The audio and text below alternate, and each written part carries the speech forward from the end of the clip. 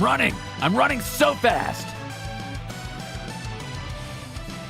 I'm almost there. I'm going to make it to D&D on time. I promise. I hope you guys ordered pizza.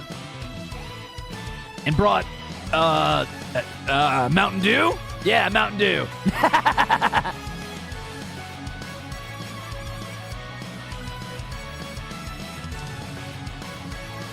I'm running as fast as I can. Okay. Okay.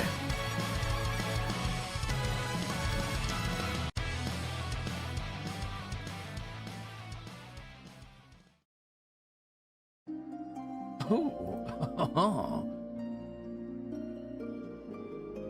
Why am I not moving? I want to move.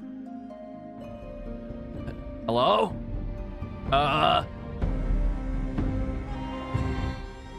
Sorry, gamers. I got hit with that paralysis potion for a second. Okay, I'm back. Hi, I'm not a PNG tuber, I promise. It was all part of my clever ruse, my sneaky guise. You definitely thought I was stuck there, huh? You thought, oh, he can't move, but guess what? I can. Got hit with a stun for a hot minute. Cast remove paralysis. Hell yeah! Get bamboozled. I did. I passed my con save. Hold on a second. I've got a few more things I'm fixing behind the scenes, but can we see everything okay? Is the camera working back there? Yeah, it is. I got the character sheet. I got me. I got my DM screen, which, by the way, credit to the art armature for the DM screen. So that's really cool. And big shout out to Psych for giving me this this little book. Thanks. How much have I missed? You're just in time. You're just in time, but you did miss last session. So let's talk a little bit about that, shall we? I cannot be stunning striked. I'm immune. But I will stunning strike you. Give me time. Okay, hold on.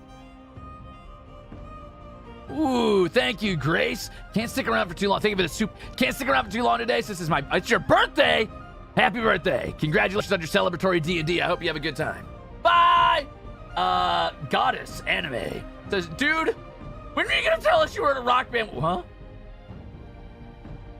Oh, I was never in a rock band. I was like, wait a minute, was I? Also, I guess I'm glad you liked it. That was all Octavio carrying, though. Thank you very much for the delicious soup and for the gifted member chips to go with that. I see you there, Feline Fortuna. Feline fine. Anyway, happy birthday, Grace. Thank you for all the delicious soups and the gifted member chips. Let's talk for a moment, shall we? What is a DM screen? A DM screen is literally a screen that a dungeon master will typically use either to roll their dice behind to hide the rolls, or to keep information behind that they can quickly look at that they don't want players to see. Cool? Cool. So sometimes they'll keep like monster sheets behind it or like important NPC names or locations, blah, blah, blah, blah, blah. It is to create some level of secrets. So Jurard or Octavio first? I don't know. We'll find out. YouTube is not borked. As far as I know, it's working just fine. It's your scheming papers. It sure is. Hiding my DM-only snacks? Yes, that is exactly where I keep my DM-only snacks, behind my my DM screen. So now you know. Oh, wait. It looked like I had a very tiny finger for a second there, which is great. Thank you for the delicious gifted member chips on Injamaru. Guys, did you guys see my new dice? I got new dice. Check this out.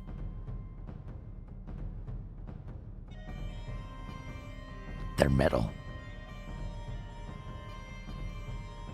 Ah, these gloves are too short for my hands. Okay, maybe that's not the best camera quality, but it's pretty cool. Listen to the roll. Listen to the roll sound. You ready? I wonder if this will pick up. A little bit. I love them.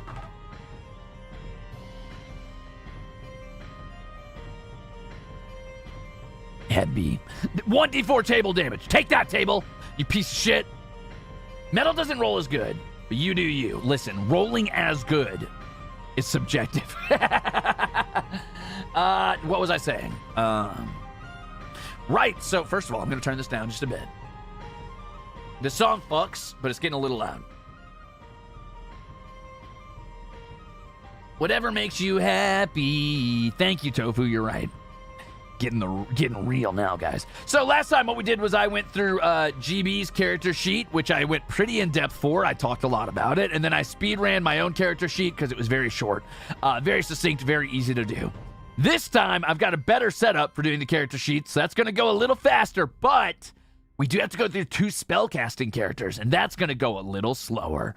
So, why don't we go ahead and get started? I will not be answering as many questions about standard D&D bullshit, but I will still be answering questions here and there. Cool? Cool. You want to roll to decide whether or not... Oh, thank you for the delicious gifted memberships! You want to roll to decide who we go first for? All right, what do we want to do? We want to do odds for Gerard, evens for Octavio? We'll do it. Let's do it. Question! What's D&D? Wouldn't you like to know, Weather Boy? Thank you, Cookie, for the chips.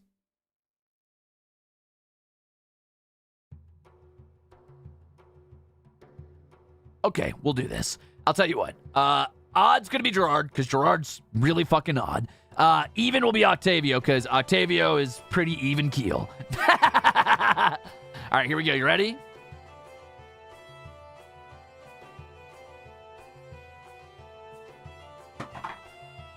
I did not see what that landed on. I can't see it from here.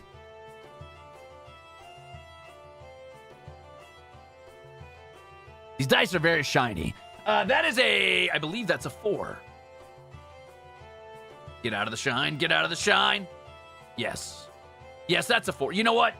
You're just going to have to deal with the blurry dice. I'll pull out some more legible dice, like these ones. Now that I got to roll those a few times. I just really wanted to. Is that more legible? Barely. But yeah. Anyway, we got a 4, so we're going to do Octavio first, it looks like. We did the 1, 2, 3, 4. As Jin from League of Legends might say. It's slightly out of focus, it seems. I don't think it focuses any more than that. I'm not going to lie to you. I've tried. Have I ever used a dice tower? No. So many clickety-clacks. First time watching on stream. Question, how does one homebrew a D&D world campaign? Just starting out with some friends? Well, Lily Demon Nerd, I would recommend only making what you have to make. So if you're starting out with friends and they're all starting at level 1, make the local tri-state area and don't bother with anything else. Have a vague idea of what the country they belong to is, what the culture's like, and don't go outside your scope unless you have to. Unless your plot has something to do with like other nations or other cultures invading in some way, why bother fleshing all that out?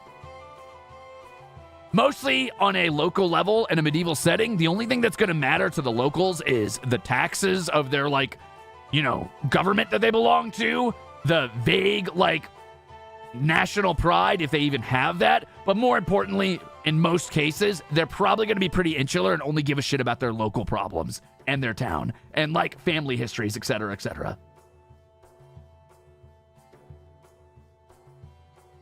Now, for me, I like building a whole world, but that's just because I like doing that as a hobby. And if that translates to D&D, great. But if it doesn't, no big deal. So, starting out with Octavio, let's go ahead and see if everything's working how I want it to. I'm really quietly praying right now that this is going to work. Ooh, writing with these gloves is tough, actually. The problem with these gloves, right? You can see here, they don't go down to my webbing. They're just a little too short. I've got, like, a lot of extra I got those gross little spider fingers.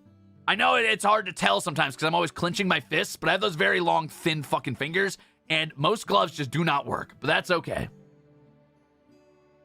Yeah, the piano hands. Sure.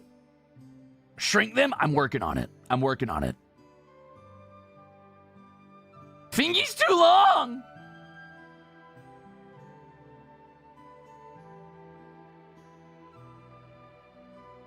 Is that you, Piano Man? Gloves are not meant to fit anyone's hands? Maybe. I mean, this art glove fits my hand okay, but I can't wear that because then I would be giving away the secrets of all of my scars upon my hands. You can't see those.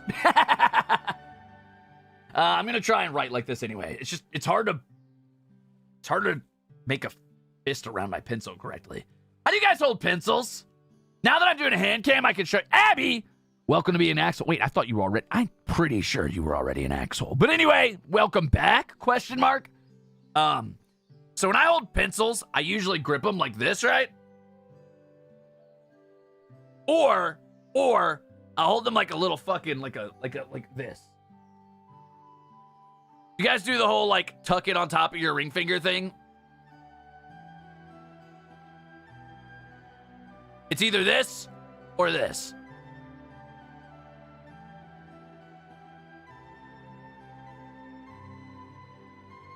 People keep telling me that the way to do it is supposed to be like this, right? And I'm like, no, that doesn't feel right. It doesn't feel comfortable. I have to tuck it in between my two top fingers. Resting against my middle finger, holding it with my thumb and index. I don't know. Fair, I guess. How do you hold chopsticks? I mean, I guess I hold one pair of chopsticks, or one chopstick like this, and then I tuck the other one into my, hold on. I hold one chopstick like this, basically, and then another chopstick pinched like this, and then I manipulate them like that. I don't know if I've ever thought about that. It's kind of just intuitive. I don't really think about how I hold chopsticks. Huh. Anyway, time to write. What is Octavio's bard's name?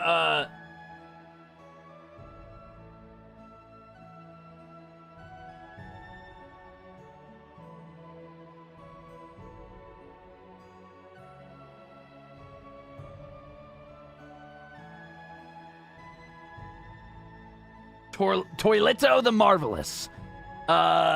Cool. We got it. 5012. Yeah. Oh, 5012. Yeah, could be pretty good, actually. I kind of like that. El Bimbo. Because I want to be a bimbo girl. Can I sing that? I don't think I'm allowed to sing that, actually. Never mind. No, it's Bimbo Doll. I'm an idiot.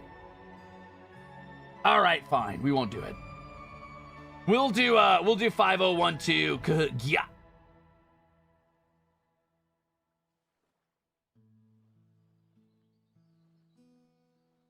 Is that an actual song? Yeah, it is. Go look it up. It's called Bimbo Doll, and it bangs. It goes fucking hard. I hope I spelled that right. Sticking at your 5012 yeah, for the Goldie. You're so Bruce tax? No, Goldie has to be at the end because skibbity. Damn it. Thank you for the delicious 5 gifted memberships. Nothing. I'm just kidding. I'm just kidding. Not the Ruzler. The Ruzler sounds like the world's worst failed Tumblr sexy man. Stardust says, just so you know, I'm starting Monster Hunter. Ooh. Thanks to you, and we'll name something after you in it. Would you have any advice for a newbie like me? My advice is try every weapon, even the ones you don't think you're going to like. I did not expect to like Lance and Shield. It would have been my last pick, and I like it a lot. And just recently, I got into Switch Axe, and I've been really enjoying it, actually. I didn't think I was going to like Switch Axe either.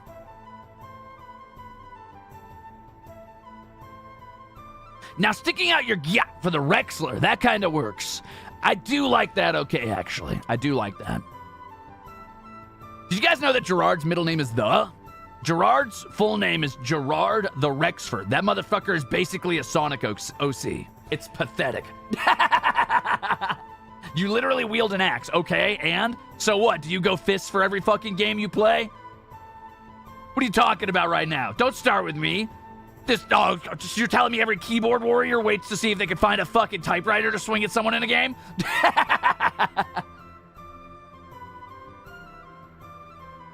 I like other weapons in my games. Thank you. Do you think he has a Sonic Sona? He should if he doesn't. I think every healthy person should have a Sonic Sona. I think that's my advice to you. That's my very good advice of the day. Hold on, I'm gonna sip. 1 second. What's my Sonic Sona? Dr. Eggs, man.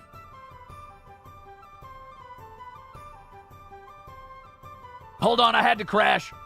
RD, thank you for the delicious memberships. My Sonic Sona is Dr. Eggsman. Refresh. Refresh. Refresh!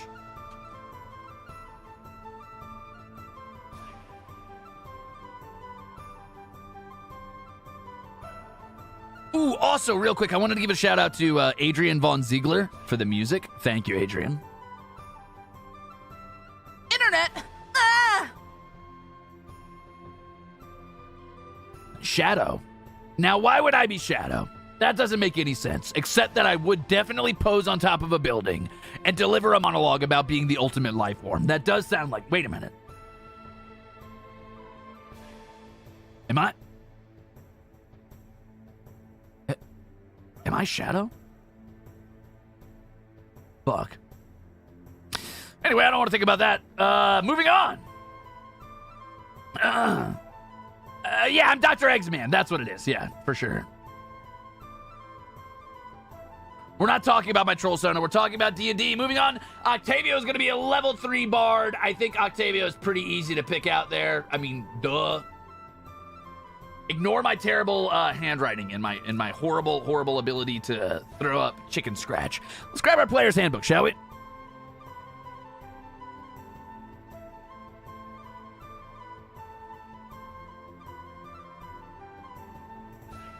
South Elysium Internet's chugging? No. You're chugging. Catch up. Entertainer background? Possibly Phelan. Possibly. Could also be Outlander. There's actually a lot of backgrounds you could go for Octavio. He's not as one note as you might think. Octavio does live in the Badlands, after all.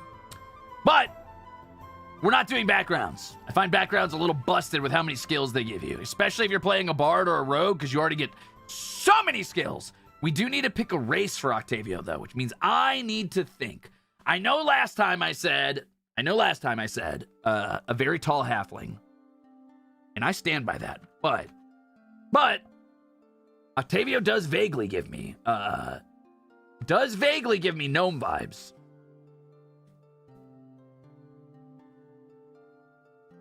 Octavio's mind works in just alien enough of a way that I'm like, that could be very gnome vibes right there.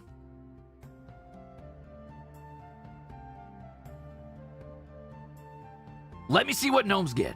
What about dwarf? I don't think Octavio has enough beard for to be a dwarf. I could be wrong, though.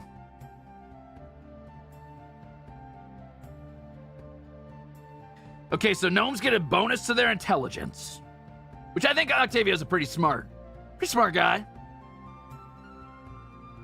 And then gnomes have 2 secondary, like, subclasses of gnome they can be, right? Depending on, like, what their background is and their heritage, they can be forest gnomes or rock gnomes.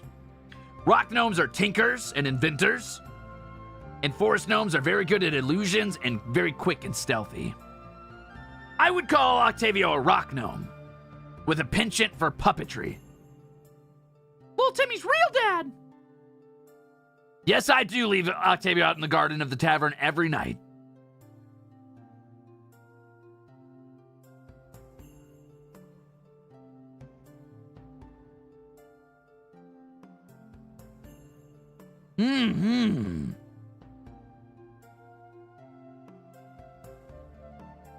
I see.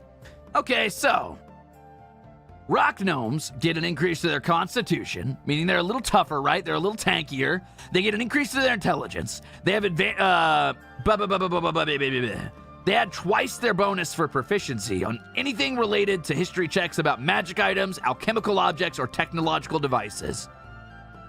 And they have the ability Tinker, which allows them to use artisan tools to make, like, tiny little clockwork devices. They can even make clockwork toys, fire starters, or music boxes. Oh.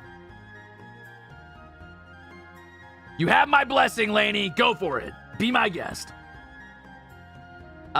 Remember always, though, that you are not allowed to change me from being a human. And don't do what I did. There was some sort of typing error here when I wrote my character sheet, and for some reason it has quotes around it. Ignore those quotes. That just says human. Regular human. Leave that there. Thank you. Okay. And whatever class you make me, no magic. No magic. Okay? Okay.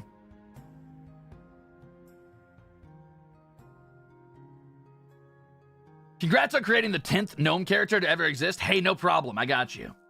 Hey, Ruze, what are your boundaries for fan art? I wanted to draw my persona, my artist persona, interact with you in a funny manner, but wanted to be sure it was okay at first. Honestly, my boundaries are this. Draw whatever the hell you want. If it is of a spicier nature, please do not deliver it to my doorstep. I'm aware that stuff's gonna exist. That's fine. That's cool. I mean, whatever makes you happy. But do not deliver it to my doorstep. If it's nothing like not safe for work or like, I don't know, ridiculously violent where it would like hurt somebody to see that, I guess, you can just tag me in it. Or tag my art tag, I mean. Boom. The end. What's wrong with magic? I ain't no stinky magic user. What do you think I am, Octavio? Nice. No. You can use the art tag. You should use the art tag as long as it's safe for work.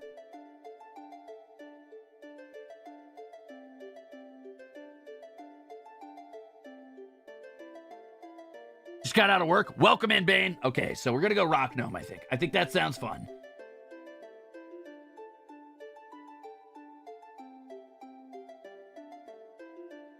We're not going to worry about background, alignment, player name, experience points.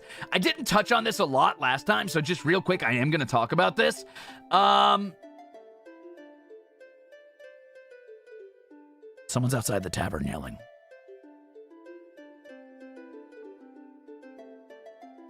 Weird. I didn't talk about backgrounds a lot. Backgrounds, are basically just things that happen in your past, like being a local hero, or like being an animal tamer, or an entertainer, or a criminal. And those give you like specific tool skills, right? Like if you were a criminal, maybe you're good at like using thieves' tools, even though you're not a rogue. And you also get like a bonus to stealth and, let's say, intimidation. If you were a local hero, maybe you get a bonus to like athletics and persuasion. And you get the skill to use like to pilot small boats, or like maybe like a cart or something like that. Cool? Cool. What's the difference between a halfling and a gnome? Gnomes are to halflings as elves are to humans, basically. Gnomes come from the Feywild, so they come from the same vague alien mindset as elves and do not think on the same, like, wavelengths as mortal races. That's about it. That's the easiest way to parse it. Halflings are like the idealized version of a 1600s happy, cozy, likes to eat and farm British countryside person, where gnomes are like the weird little like bippity boppity boo, I disappeared. Oh, and or the tinkerers who are like, I love machines and figuring out how they work. Cool? Cool. What a good way to get into D&D. You're welcome. Halflings are hobbits. Yes, they were called hobbits at one point, I believe, until, you know, the Tolkien estate said, hey, don't do that. Octavio is gnome-coded. Got it. Yeah, Octavio has that kind of alien mindset, right? And likes tinkering with things, usually fleshy things, sometimes mechanical things. Octavio's definitely 100% got that weird alien mindset. Anyway, I believe what we did last time for stats, and we're going to speed run this a little bit, is we decided we were going to do 15, 14, 13, 12, 11, 10, right? So we're going to do that again, even though that's not head and do that. I gave myself an 8 in one of my stats because I thought it would be funny.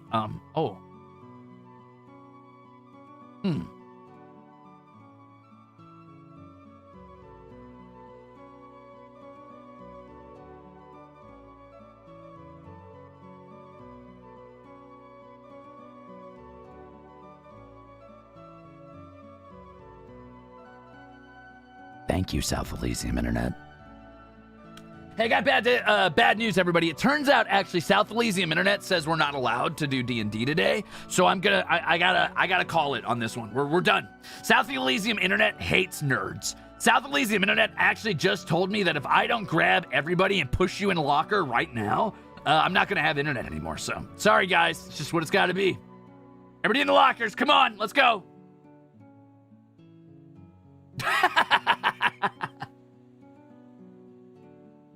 I'm kidding. Okay, so we know that as a gnome. All right, let's drop our initial stats first, right? So obviously, as a bard, we want our highest stat to be in charisma. That's gonna be a thing for Octavio, I think. But I think Octavio's also smart, so we probably want to do like a let's do this number. We're gonna do a Oops.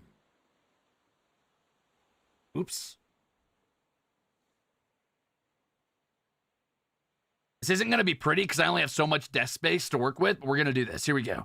So we're going to put our highest stat, our 15, in charisma, because that's your biggest stat for a bard, right? That's all the Riz right there. And then we're going to put the second highest stat for Octavio specifically.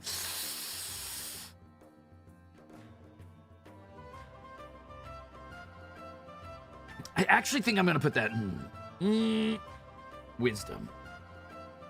And then the 13 would go to intelligence. However, for Octavio personally, I'm going to say the 13 goes up to a 15 because as a gnome, you get a +2. So we got a 15 in intelligence. Octavio's pretty smart. And then we're going to have a, let's go with dexterity as the next one, which would be 12. And then constitution's going to be 11, but it gets a +1, so it's 12. And then strength's going to be 10, so a 0. Easy peasy, right? Right.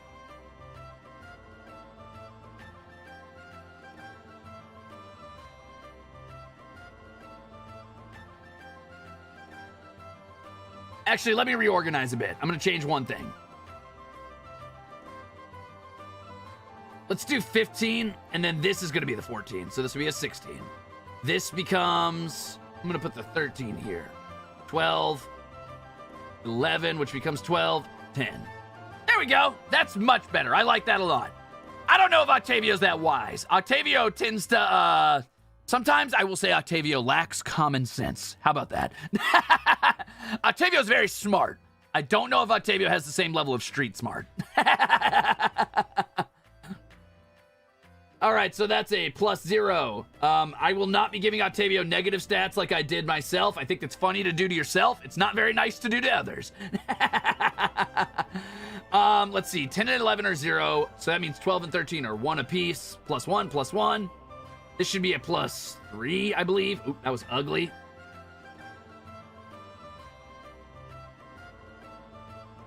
Nice.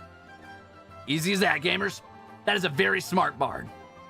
Octavio's too based for his own good, though. Exactly. Like when 3 party members spend 30 minutes trying to open a door, the 4th guy just gives up and knocks. I find that is the quintessential D&D experience, yes. That always happens. Whose sheet is this? Octavio's. All right, let's flip over to Bard, shall we? Dude, this song's kind of going. It makes me want to get up and do a little jig. I want to throw on some lederhosen. So, bards are a lot of things in a lot of fantasy. In most fantasy, you will find that bards are the musical class. And that's true. However, I find I really like bards that are written as jacks of all trades and people who just gather knowledge. A lot like the character, what is the guy's name from Wheel of Time? The old dude with the long mustache.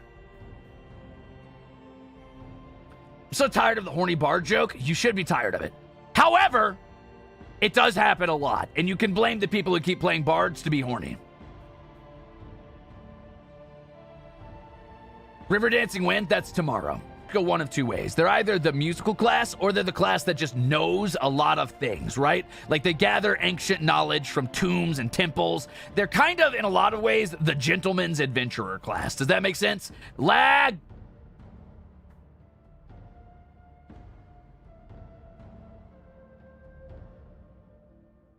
Oh, the lag. The lag. My 3D model debut is going to be River Dancing. Yeah, that's true. Tom Maryland. Thank you, Lily Gilly. I really like Tom Maryland as an example of a good bard, right? Internet, please! I don't know what's going on with the internet today. I don't know if we, started stream too early or nope, we're right on time, actually. I don't know what's going on, but whatever. We'll figure it out. It usually only hiccups a little bit at the beginning and then levels out. So hopefully it just levels out. Hold the line! All right.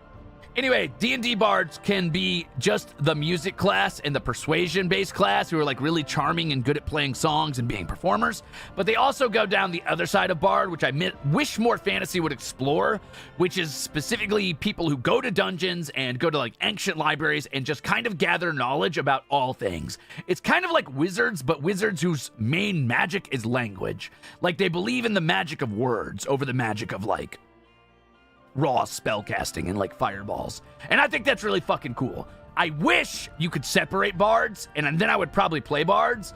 But no matter what, almost every game I played, D&D included, you kind of have to play in the musical part at least a little bit, and that bothers me. I would like just like an adventurer class that kind of took what bard does and skipped out on the musical side of it. Because I feel like music should belong to all people if they want to. Like, just because your fighter plays fucking the lute doesn't mean he should be a bard, but he also shouldn't be viewed as lesser than the bard just because he's not casting spells while playing the lute.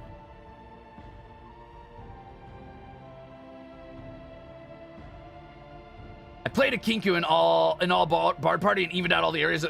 Good, that's sick. Power of speech, baby. All right, let's keep it moving though, shall we? Now, we know that at level 2, we have a proficiency bonus of 2. That is an ugly 2, but we're going to keep it because I can't... Nah, I lied. I can't keep it. All right, and bards are proficient, at the saving throws of dexterity and charisma. Great. So strength is 0. We add the +1 from dexterity and then the proficiency of +2. It's going to be a 3. Keep up with me, gamers. This isn't going to be hard math, but it is going to be math. We're not proficient in Constitution, so we take the raw 1. We take the 3 from Intelligence. Bam. That is a smart bard. That's big saves. 1 from Wisdom. We have 2 in Charisma, 2 from Proficiency. That is a 4 on Charisma saves. Right? Right. Easy as that, baby. Now then. Here is where bards shine. They are very good at a lot of things. One thing you need to know about bards is that they get to pick from any skill at all. They do not have a class restriction. You remember how my fighter class only had like, oh, welcome in, Blue River Bane. Remember how the fighter class only had like 6 options out of these skills to pick between? Bards are just allowed to pick any. They get 3 of any of them. For Octavio, I'm going to go with Religion. For the Church of O.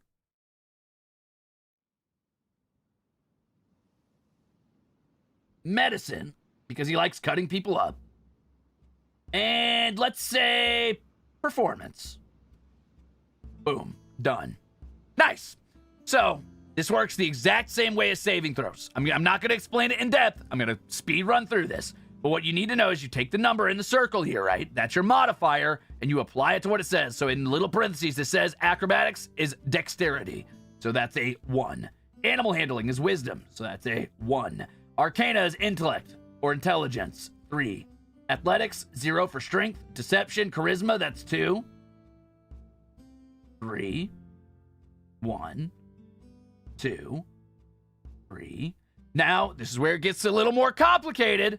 You get a check for being proficient in medicine, right? So that means you get to add the +2 of your proficiency plus your raw wisdom. So that would be 3. However, bards at level 2, and remember that Octavio's level 3, so I'm going to do this real quick before we really go far down this. Bards at level 2 get Jack of all trades. All bards get this, which is why they're a very fun class. This is very cool. Which makes it so that you can add half of your proficiency modifier, rounded down, to every single ability you roll that you're not proficient in. So that means at level 2, Octavio now gets a +1 to literally every single skill check he could ever roll. No matter what, even if he's not good at it. So like, oh, I have a 0 in athletics? Well, I'm a jack of all trades, so I actually have a +1. Oh, I'm not trained in investigation? Well, I actually I'm a jack of all trades, so I get a +4 instead of a +3. Right? Right. So even though I'm writing these numbers out, just keep in mind you do add a +1 to them, always. And as this proficiency bonus goes up, that gets stronger. Eventually, you're going to be adding +2 and then +3. Anyway, let's keep writing these out. I'm not going to write down that +1 on here because I don't need to. You just need to know that Octavio's, all of his stats are 1 higher than it says here. other than the ones he's already proficient in.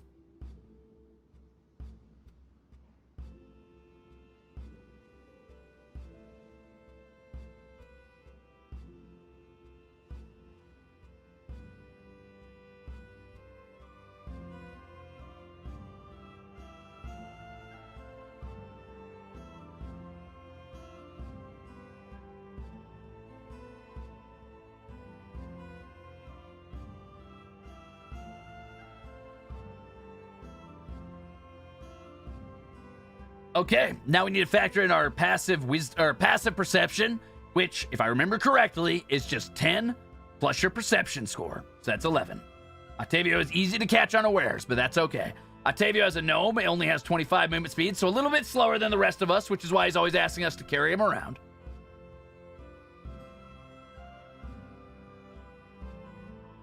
Bum-ba-bum. Are we actually playing or just making a character? We are just making a character today, Metal God. We will not be playing until I can get a whole group together and start working on the campaign setting. I played an all-bard campaign once where we were all a rock band. That's very fun. That sounds fun as hell. I had an enemy party once that was all bards. Except they weren't all bards, they were just all musicians. The lead guy was a dwarf bard by the name of Thunder. His name was not actually Thunder, but he called himself that. And he shaved his beard into a lightning bolt, and he was kind of ashamed to other dwarves, but he saw it as very punk and counterculture to do it. They didn't like that he shaved his beard, but he thought it was cool as hell. And then he had a bumbling wizard's apprentice that basically just used cantrips to make the sound of instruments, and then did like little light sprays as like basically the light show for the band. And he had a tiefling, a massive tiefling fighter that was actually like level 8. The rest of the band was level 2. He was level 8, just never talked about it. Who had like hair in front of his face and just played the drums and kind of was the team babysitter without them really realizing it. He just took care of them and was dead silent. He was completely mute as a character. I liked him a lot. He was funny. He did eventually lose an arm helping the player characters.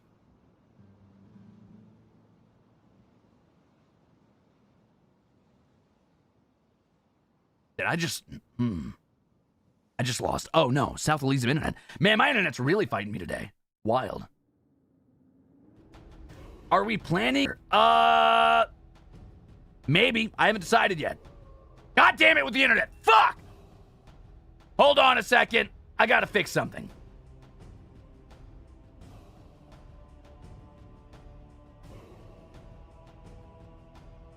Fight back! All right. I'm going to need all of you to combine your powers and push the internet back into being in good connection. All right, everybody? Everybody under the internet, put it on your shoulders. Let's lit!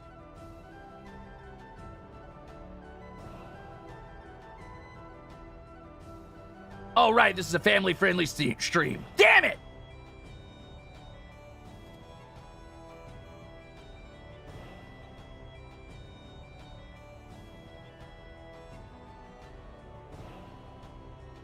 Okay, here's the next busted thing bards get. You're gonna love this. Watch this. At level 3, bards get an ability called Expertise. What does Expertise do? Do you remember how you thought it was busted that Octavio gets to put a +1 in any roll he does no matter what because he gets half his proficiency bonus? Expertise makes it so that you get to pick you get to pick 2 skill proficiencies. Your proficiency bonus in those is doubled. Isn't that nutty? That means Octavio could say, for example, I want to be extra good at this medicine. Let's do another check by it. And this performance. So now Octavio adds a +4 to the roll no matter what every time he does it. So if Octavio wants to do a check to like distract the guards by playing music, he could add a +4 to every, not a +4, I'm sorry, a +6. He gets his charisma, his proficiency, and then his proficiency again. So even if he rolled a 10, he rolled a 16 to distract them. Even if he rolled a fucking 18, he has now gone beyond his limits and rolled a 24.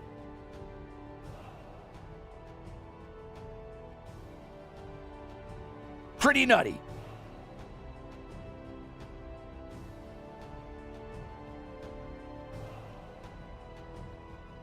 Because bards are bards and rogues are the characters that sit in a what has colloquially,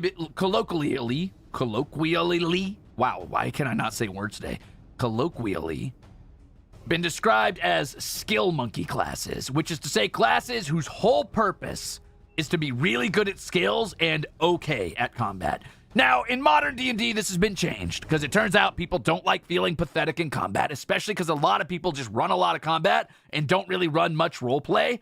However, I do miss the idea of classes that aren't good at combat. I think that should be a thing. I think that is fun. It's fun to play characters who kind of suck in combat and act kind of like the hobbits in Lord of the Rings and have to be kind of carried by people like Aragorn or Boromir or Legolas. But outside of combat, maybe they're really good at something. Maybe they're really good talkers, or they're good team support, or they're good at, like, you know, puzzle solving, things like that. That's a lot of fun.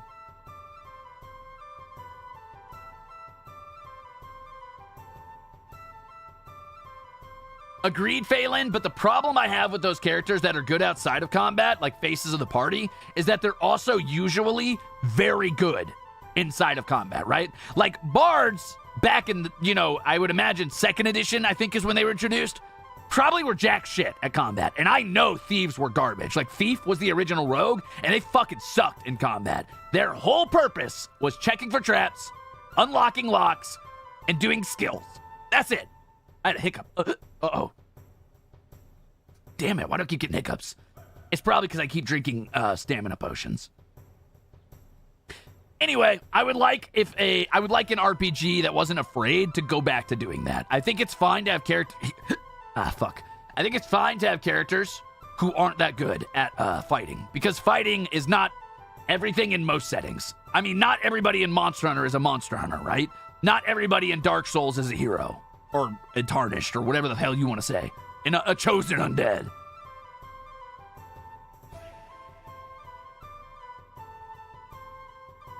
Yeah, that's the problem, Ve Victus, is I feel like charisma classes specifically should be really good at charisma, because that's basically half the game, if not more, in most settings, and probably be garbage in combat. Not garbage. They should be allowed to contribute. No one wants to do nothing. But not be, like, at the same level as, like, fighting as a fighter, or a fully, like, damage-centered wizard. Uh-oh, here we go again. Wow, this is really, really rough today. You know what? That's all right. The VOD will be fine. The VOD will recover. This was going this poorly in my VOD for WoW last time, and that recovered so well. I also had a lot of hiccups during the karaoke, and that VOD survived just fine. So this will probably be all right in the VOD. What are your thoughts on dealing damage on a miss? Schrodinger, I am back and forth on it. I feel like people put a little too much emphasis on the idea that I feel like being disappointed that you failed on your turn is fine as long as turns don't take half an hour. Right? I think that sometimes people can be a little bit too wet blanket about not succeeding and be a little bit of a baby and be like, oh, well, I guess I'll just do nothing then. I missed, so I guess I just won't play. And it's like, okay, like, yeah, that's gonna happen once in a while, and it does suck. But, like, dude, role play the situation out. Chill. You missed. Make something funny out of it, or make a story thing out of it, and then move on. However, if your system is designed around the idea that nobody can miss and everything is a near miss or a near hit, and it's like, oh, you didn't do as much damage as you wanted, but you did accomplish this, that could be a lot of fun. That could be a lot of fun. So, it depends. I like failure in my systems. I think that's fun. I like crit fails. I like crit successes. I like yes and or no but like scenarios. Man, this is as bad as the South Elysium internet has ever been. I wonder what's going on. Like, this is as bad as or at least as fluctuating as it's ever been. We'll figure it out. Hopefully it levels out. Moving on! Do you use critical damage / injury table for crit fails? In D&D 5e, no, because D&D is not gritty or realistic enough to support that. D&D 5e tries to be 12 different games, and it cannot be all of those games. It is bad at that.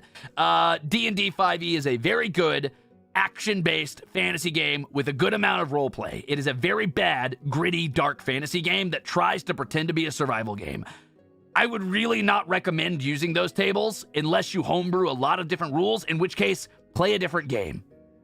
Like, if I were to design a TTRPG, I would probably make it gritty low fantasy with, like, permanent injuries and permanent damage to your stats and permanent debuffs, but D&D is not good at that. Not modern D&D. You can try 1st or 2nd edition. Those are good grindhouse games.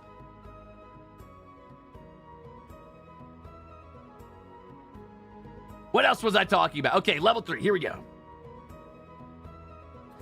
Also at level 3, Octavio is going to pick a Bard College. But before we do that, let's pick Octavio's starting gear. Octavio is allowed to start with a rapier, a longsword, or any simple weapon. Octavio is also allowed to start with a diplomat's pack, an entertainer's pack, a lute, or any other magical instrument. Also, leather armor and a dagger. So we know for a fact Octavio starts with leather armor, which I believe is 11 plus your dexterity modifier for defense. So Octavio is not very defensive yet. But that's okay. He's a little squishy baby. He's a little squishy baby. We're going to protect him.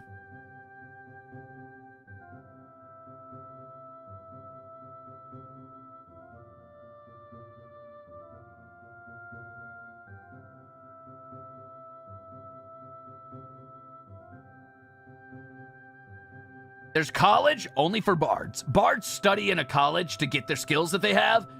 Wizards study in like a wizarding school of magic and mystery. Fucking, you know, like Harry Daughter or whatever the fuck. Yeah, a lot of classes get their skills in different ways. Fighters come from like a variety of backgrounds, etc., etc. You think Kalimba, huh? Or is it Kalimba? Ooh, a harp. You're a wizard, Barry.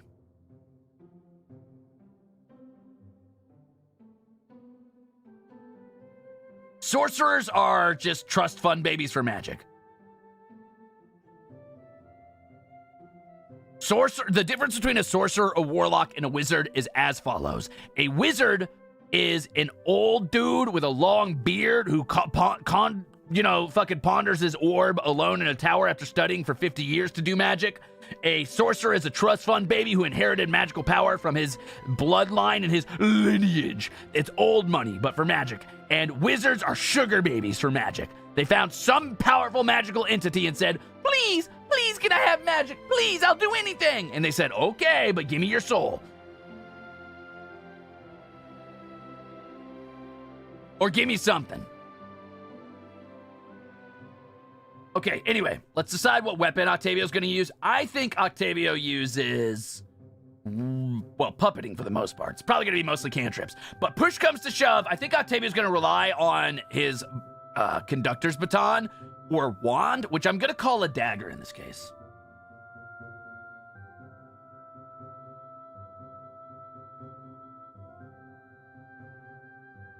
That's horrid.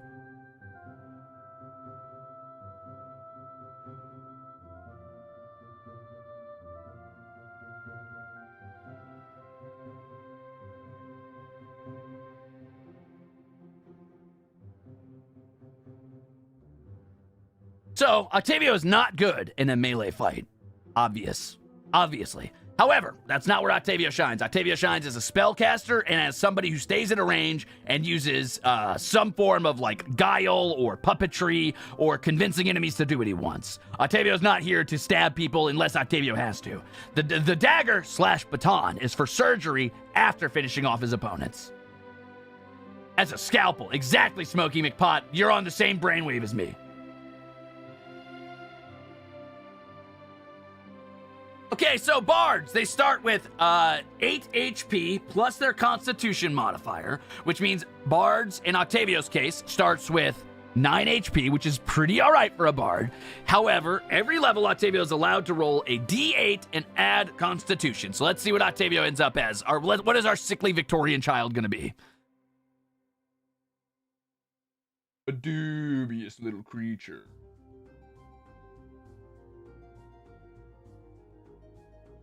That'll work for Octavio. It's like a blue-black. It's fine. What do we roll? I can't see that. Is that a 6? Is that a 10? Did I grab a D10? I grabbed a D10. 1 second. Wrong one.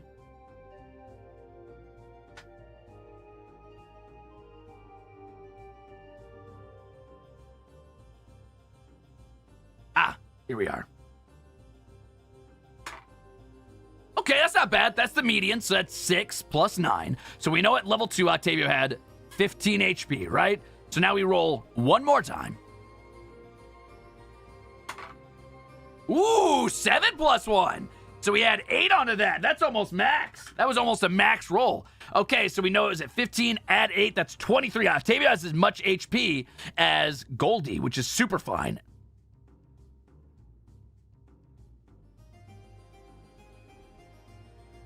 Hey, Gerard, I haven't done your stats yet, but we'll get there. Don't you worry about it. You're going to have a negative 12 in everything.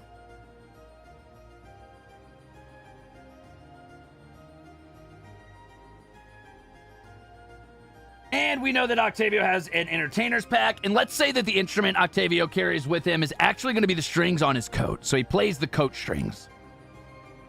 Magically, of course.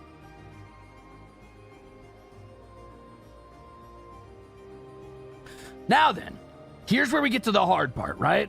Here's where we get to the hard part. Octavio is a spellcaster. And spellcasters know spells. I know that sounds stupid, but I'm going to quickly... Let me get my other glove on. Hold on. I'm going to show you something.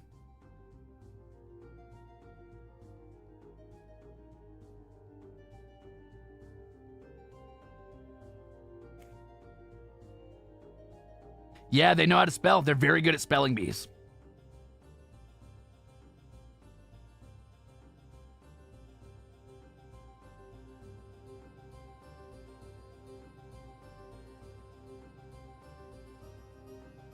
Well, New Utopia, I can make an exception for our brave leader. All right, so check this out. At level 3, a bard will know 2 cantrips, which is fine. Cantrips are spells you can cast whenever you want, right? So, how am I going to explain this? Let me make this make sense to you. Okay, check this out. So, D&D runs off of what is called Vancian magic. Vancian magic is magic that is usually prepared at the beginning of the day and then runs out as you cast spells of a certain level. So instead of having a magic pool to pull out of, like video games, like a mana pool, right? You have a certain amount of spells you can cast. So if you have 4 first level spells, that means you can cast 4 first level spells, but you might know more. Does that make sense?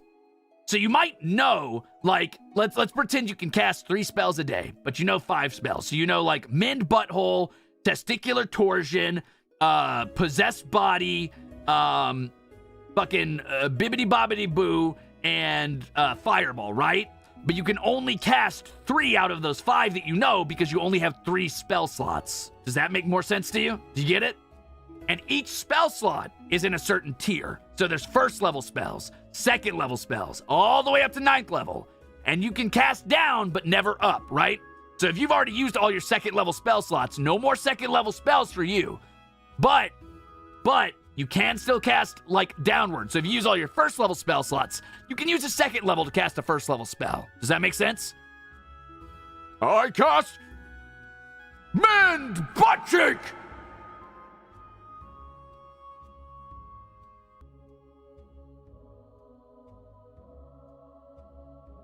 I cast Hot Dog. Now, the reason I said uh-oh when we got spells, because there's a lot of spells, and I do mean a lot of spells. I will quickly run you through some of the spells. I'm going to flip all the way to the spellcasting section of the book, and it is like a good chunk of the book, all right? It is a good chunk of the book.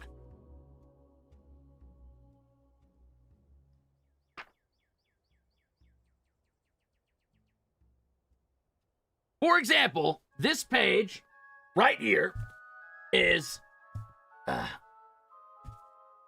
bard spells only. This is what bards can learn. And each of these spells is usually a paragraph of numbers and text. Let me pull up a spell for you so you can see what I'm talking about. So those are spells. That one down there at the bottom of that page, Glyph of Warding, that's one spell. It tells you how long it takes to cast, what the range is, what the components are, what the duration is, and then it describes the spell and what you do with it, right? You're a rascal, potion seller. A rascal. So, the problem with that is that at level 3, we know that Octavio knows 6 different spells. That's rough. That's a lot of spells for us to pick. So, I am going to run you through how to cast 1 spell, and then when we play D&D, I will run you through more than that. And then we'll just pick Octavio spells, okay? Potion seller, please! You're not strong enough for my potions. These potions aren't fit for a beast, let alone a man. You have no respect for knights. So, let's see. Spell slots per level, Bard of College, expertise. They know 4 first-level spells, 2 second-level spells, 2 cantrips. Let us double check to make sure we're doing our spells right. Blah, blah, blah, blah, blah. Spellcasting. Here we are.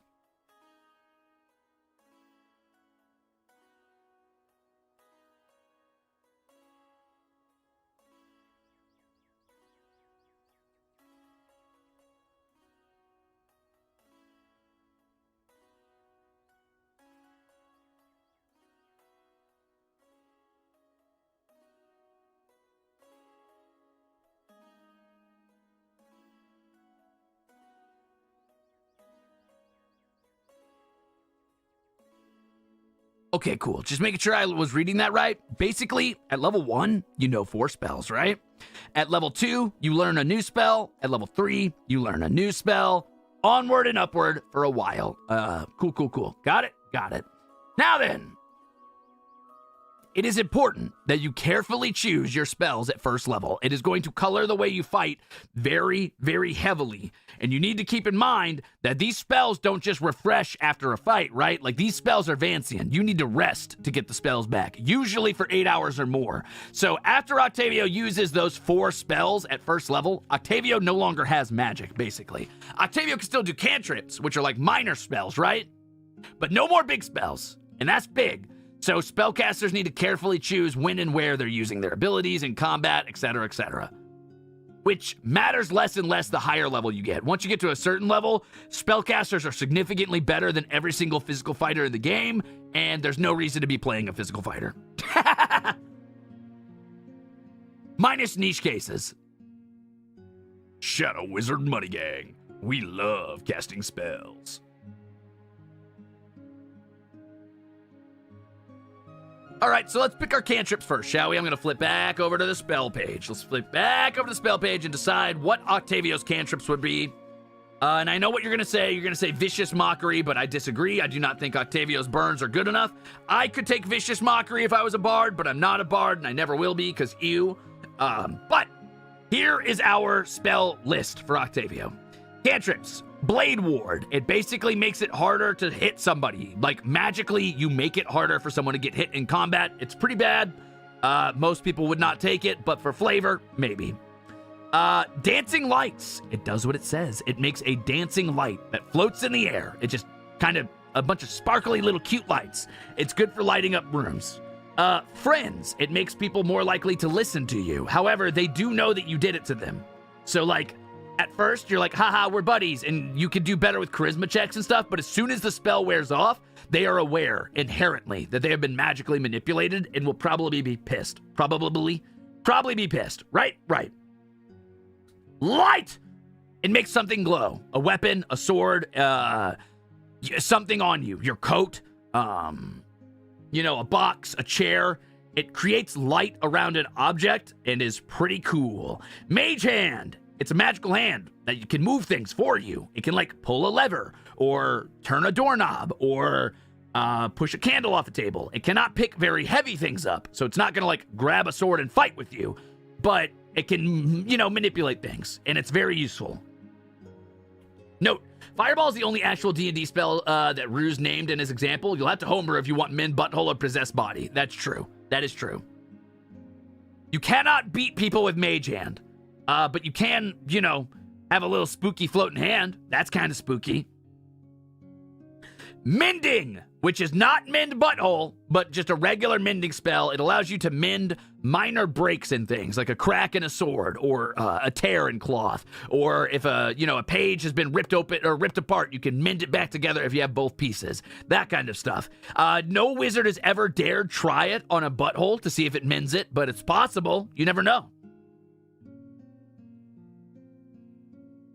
Minor illusion is what every bard ever has taken. It makes a minor illusion.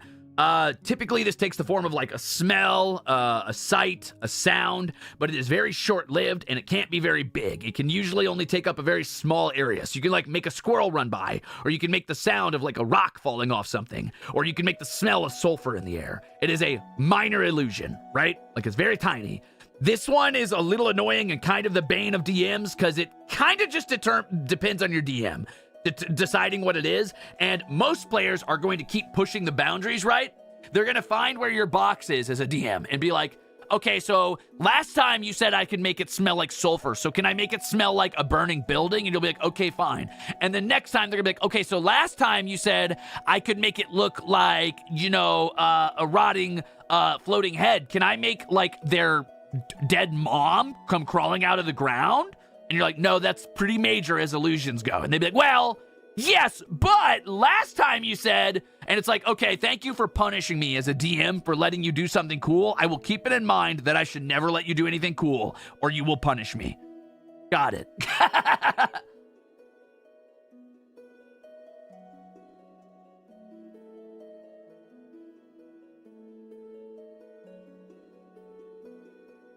What was I saying? Oh, prestidigitation. This is the classic wizard spell, and I feel like every bard and wizard should come with this naturally, but it allows you to make like a short, like, sensory thing. A loud bang, or like the smell of fire. I'm sorry. I guess minor illusion doesn't do smells. It's only visual.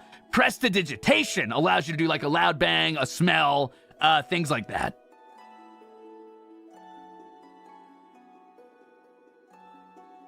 Counter that you don't know what their mom looks like. But what if they did, though? You can use it to make a taste.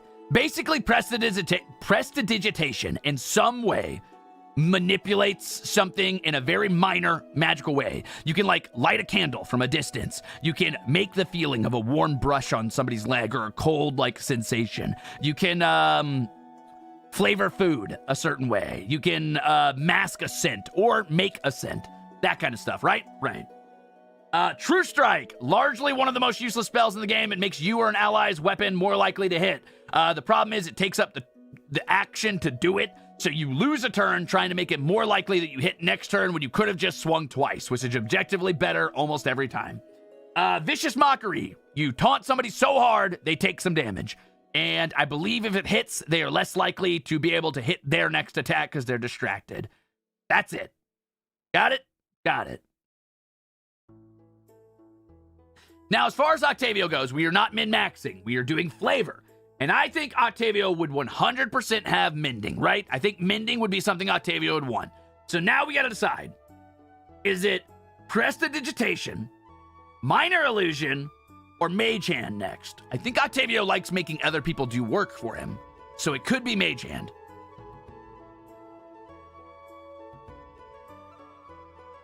Friends is another good one. Ooh, that's tough. Mage hand, minor illusion, mage hand. Feels appropriate, mage hand. Okay, so we'll say mage hand. Okay, let's go to the spells page. Hold on.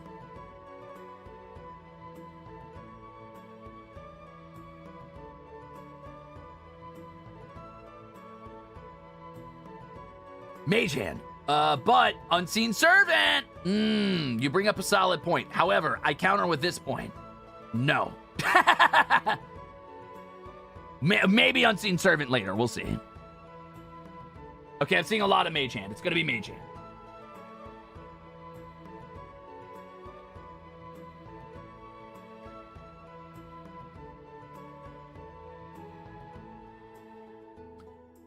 Now, let's see. Hey, Chad, how we doing? We're doing all right. We're making Octavio's character sheet, and right now I'm working on what spells Octavio would know. Welcome in to the other resident bard of HOLOSTARS-EN. Now, I do think Bettle would know Vicious Mockery, if that says anything. I think Bettle would probably use Vicious Mockery, and I would say Minor Illusion, or... Hold on, let me think.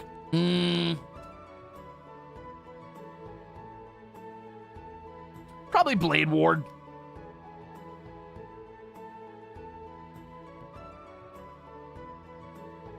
Friends? You think Friends? I could see Friends too. That's possible. I think Friends is more like a Jurard spell.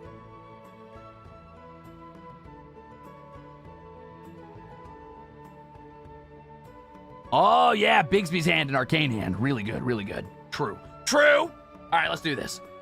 Yuck. Fyuck got me rolling.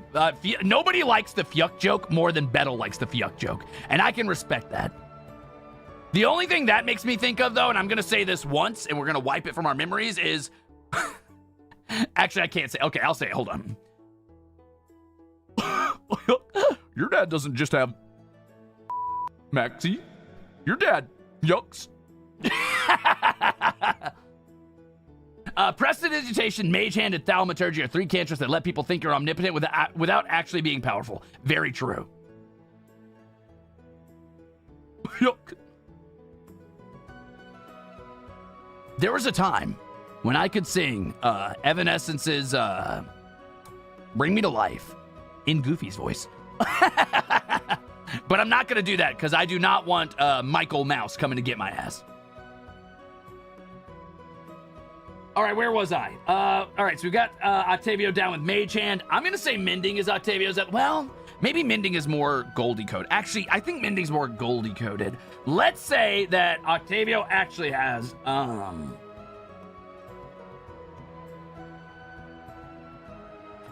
I missed one. Message is a spell where you can leave a magical message written, directed to a person, and they can find it. So you can, like, write a message on a wall in Magic, and they can find that. Bring Me to Life Forever, I'm on it. Oh, I'm imitating Pro ZD, not Goofy. Good point, good point.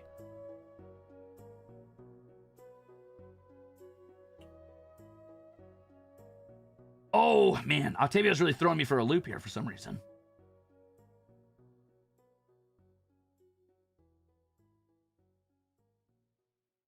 You know what? Let's say Mage Hand and Minor Illusion. We'll do Minor Illusion.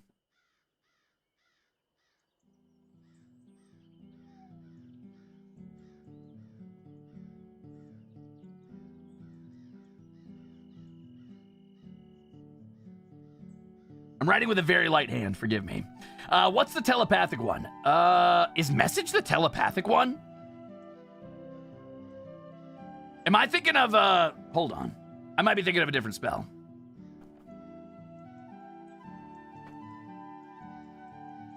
Is Message the busted phone call spell?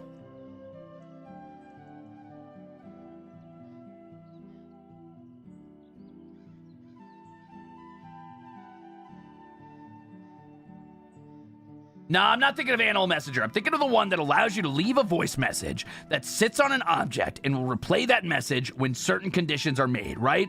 So, like, you could, like, Octavio could be like, hey, Gerard, don't forget to, like, buy groceries. And he could put it on the front door, but only when Gerard comes. Magic Mouth. That's what I was thinking of.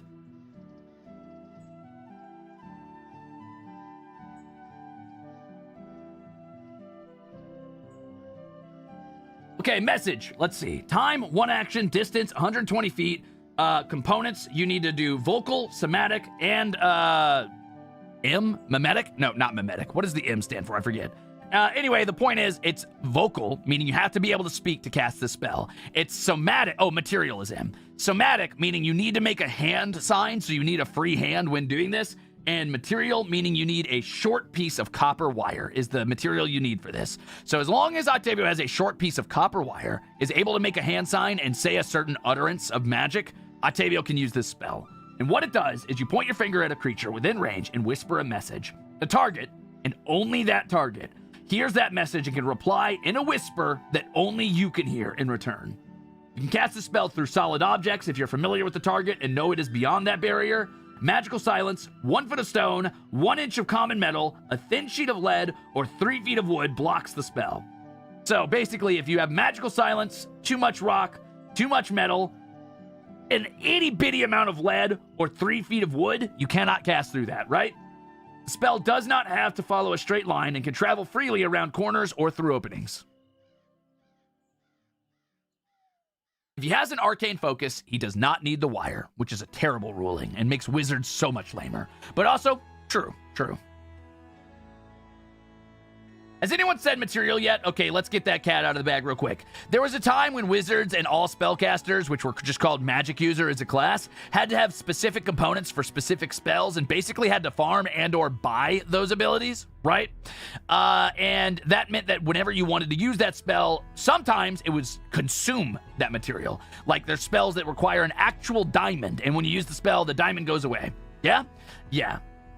However, magical focuses make it so you don't need material components, right? So you can use like a staff or a wand, or in bards cases, they can often use an instrument, stuff like that. Personally, I think that makes wizards way less cool, but I get it.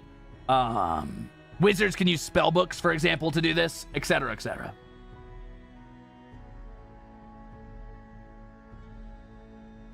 So Octavio's constantly stripping railroad wires for copper. Depends on your interpretation. Personally, I like when wizards have to use material components, even if it doesn't get consumed. Just having it, I think, is cool and fun and flavorful. But I do think most people would argue arcane focus is the way to go. And as far as the rules are written, arcane focus, it replaces all materials you would ever need. Some resurrection spells, yes, technically do still require a component.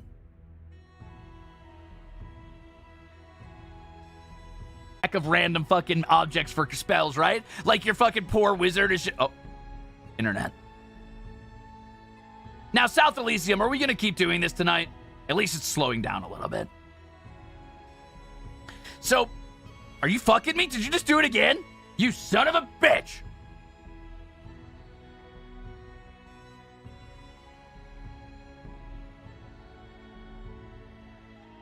Okay, we're back to normal. Now, keep in mind that I think it's mostly just a flavor thing for me, right? Like, I love the idea of an old wizard fishing around in his bag as fast as possible, panicking, trying to find the right item for the right thing. He's like, ooh, I need to cast magic missile, but first I must find my pixie dust, or whatever the fuck, and then he just throws it up in the air, and he's like, ha, bippity-boppity, fuck you! And he's like, oh no, that was my pepper dust. That was for my sandwich. And he's just throwing the wrong shit. That shit's hilarious to me. I love that. That's fun. That's flavorful as hell. Anyway, I definitely think Octavio should have message. I changed my mind. You're right. That's a very Octavio spell. So we'll go Mage Hand and message.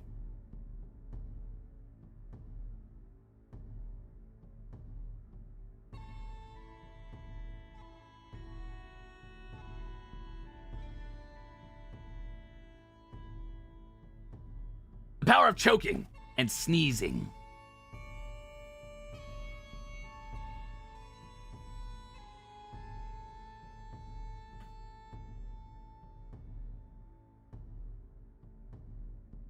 Okay, hold on. Just checking something real quick. And there we are. I just remembered we never picked Octavio's school.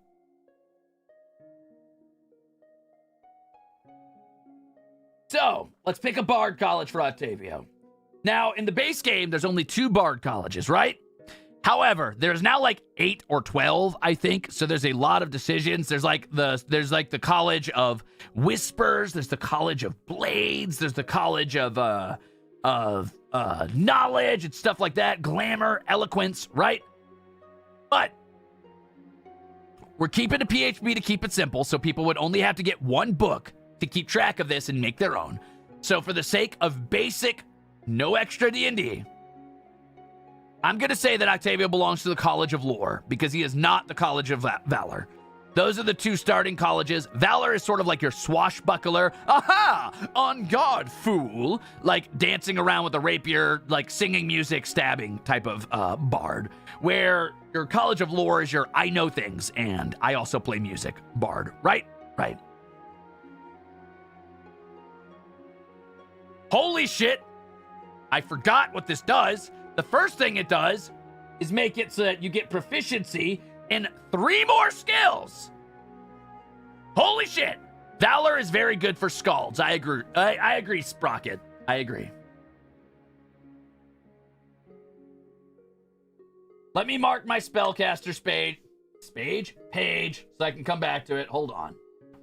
Oh, here we go. Why does this sound like a very slow version of Wake Me Up When September Ends? And I'm going to grab my stamina potion. 1 second.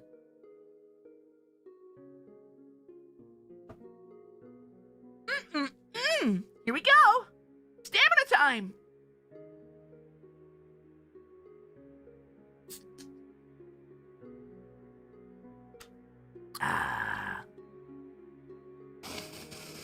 Ah, tasty. D&D. Oh, what a nerd. I'll show you. Boop. Boop. So, what this effectively means is we're going to pick 3 more things that Octavio's insane at. Let's go ahead and say we're going to do... Octavio's pretty okay at stealth. Oops, wrong page.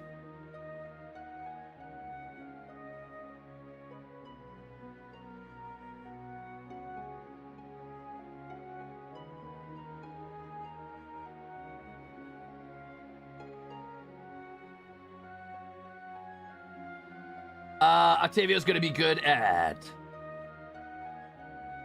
intimidation, because Octavio can be a creepy little fucker. And do we think history? Really? Make him yoked! Arcana. Does Octavio know anything about Arcana? There's no way, there's no world in which Octavio beats me in a sleight of hand off. Octavio has to use magic for that. No shot.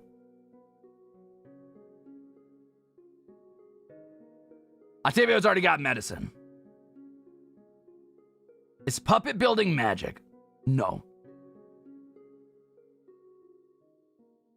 Deception. I could see deception. We've already got religion for Octavio, too.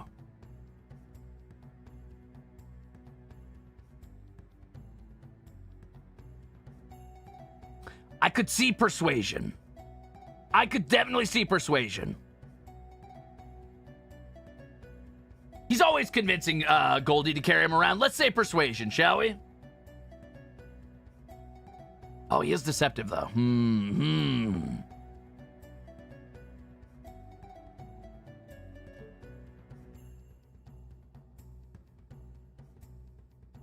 Okay, we'll say deception.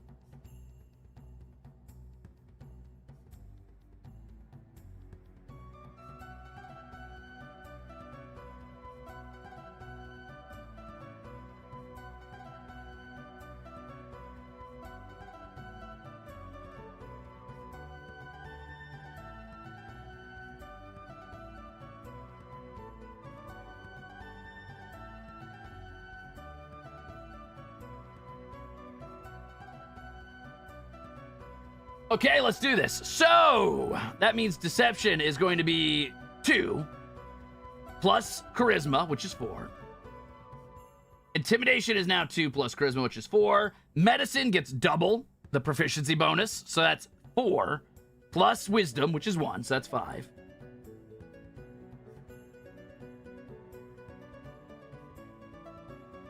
Performance is 2, plus 2, plus 2, that's a 6. Wait a minute.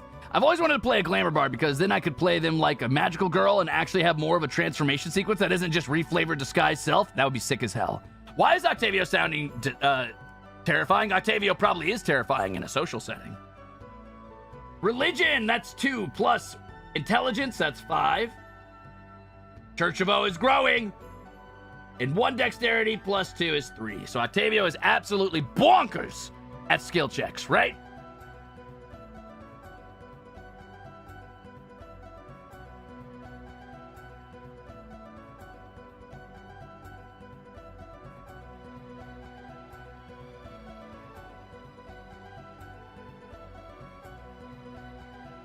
That's actually pretty funny. So at level 3, when Octavio chooses the College of Lore, aside from getting all of these bonuses to his skill checks, you know what else Octavio gets? He gets an ability called Cutting Words, which is essentially anytime somebody makes an attack against one of his allies, and he could see it, and it's within 60 feet of him, he could choose to use his bardic inspiration, which is something bards can just passively do, right? So if somebody's making a check or an attack, a bard could say, I choose to inspire you. And then usually they'd say some words or play a rousing tune or sing a limerick or something, and that inspires you to roll better.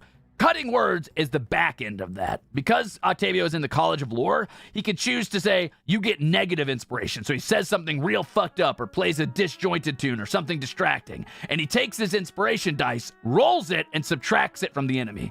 So there's a chance if somebody's like trying to, I don't know, cut Gerard's head off, Octavio could be like, boo, this guy stinks! And the guy will be like, what? And then miss.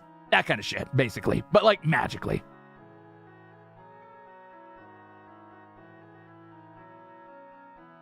Just drops a diss track on the spot. Exactly.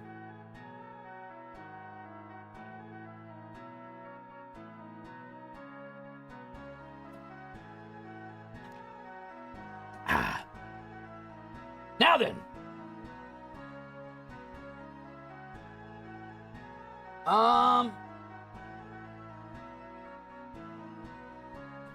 Ooh, we're already at an hour and a half in, so I gotta hurry.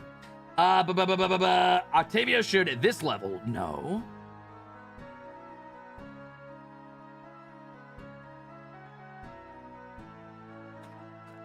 I was on the wrong page. 6 spells total. So we're gonna do 4 level 1 spells, 2 level 2 spells. Cool? Cool.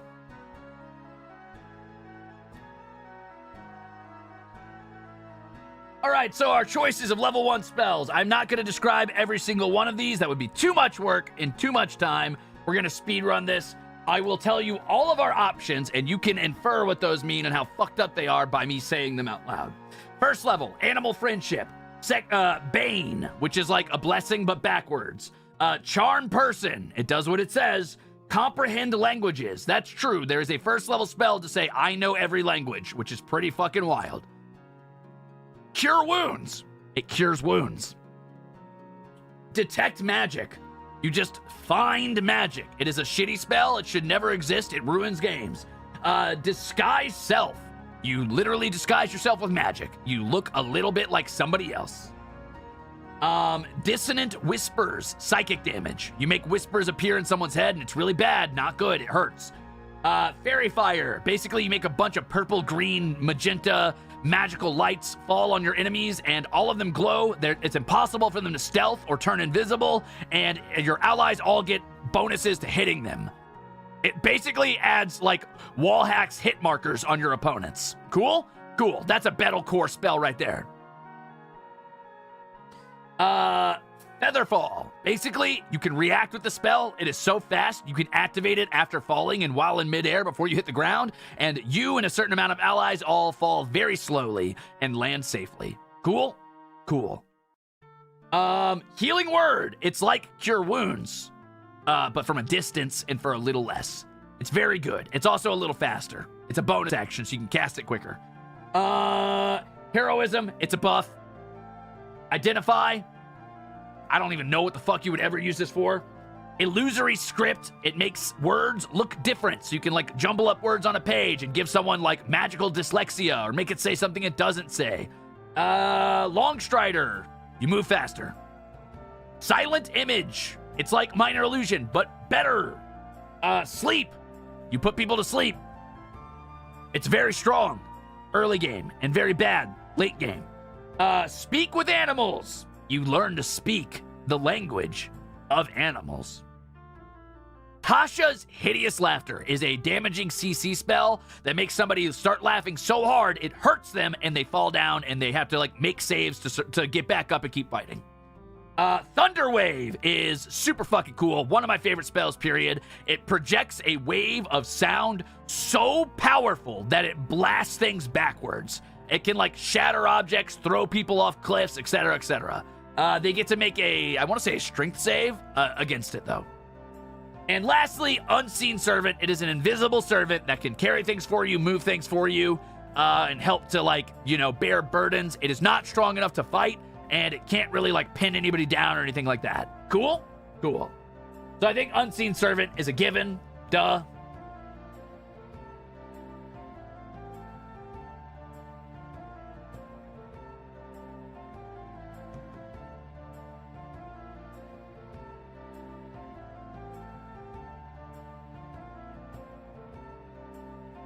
Do we agree that Octavio would have Thunder Wave? No, wait, that's a Gerard spell. I lied. Can sorcerers learn Thunder Wave? Let me find out.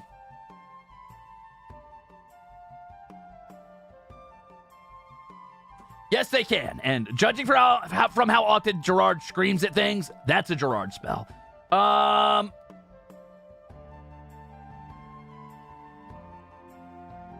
think Silent Image is very Octavio coded.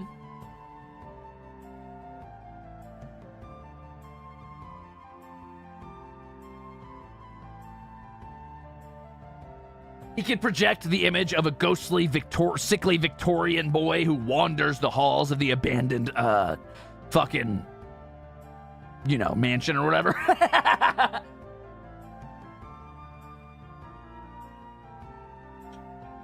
Definitely Dissonant Whispers. I could definitely see that. I agree.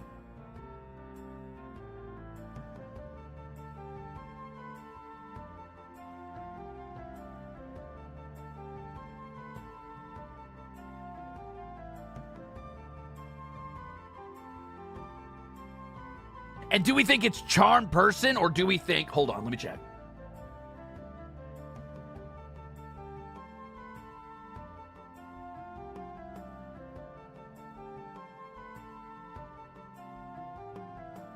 Okay, so I'm between Disguise Self, Bane, and...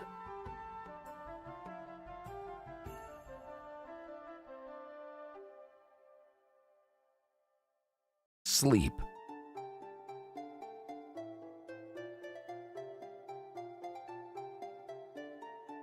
Thank you. I'm glad you like the assets.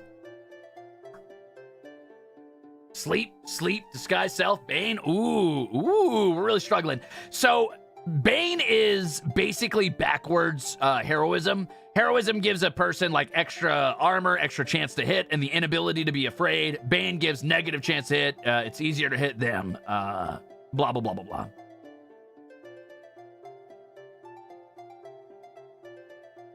Sleep because he streams at 1 a.m. my time. Sleep at early level sleep. Pocket Sand. Oh, sorry. Bane is reverse bless, not reverse heroism. Sorry.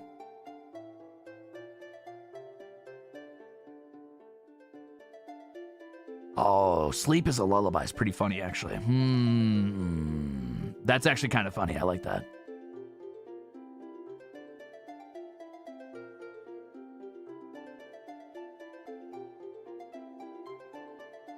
All right, we'll do sleep.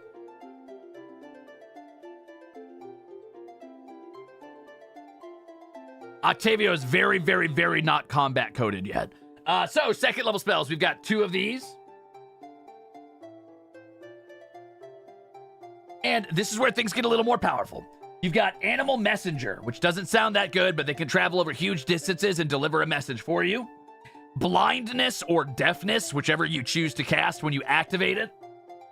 Calm Emotions, Cloud of Daggers, which sounds stupid, but is one of the more powerful spells in the game. It basically makes a magical cloud of flying daggers that just stays there and does damage to anybody in it. So, for example, Octavio could cast Cloud of Daggers. I could grapple somebody with a high strength score and then just hold them in the Cloud of Daggers.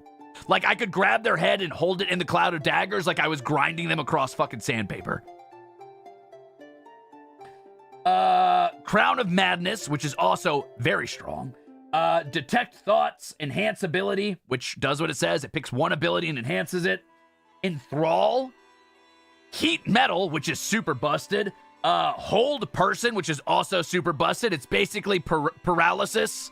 As long as Octavio keeps focusing on this spell, meaning as long as nobody disrupts him, he can just lock somebody down and then everybody gets to keep beating on him. Which doesn't sound that wild until you realize when someone's paralyzed, everybody gets advantage to attack them. So they get to roll twice, meaning instead of a 5% chance to crit, you basically have a 10% chance to crit. That's wild. It's very strong. I think Hold Person is very puppeteer coded. It has to be Hold Person. I'm putting it down before I read the rest.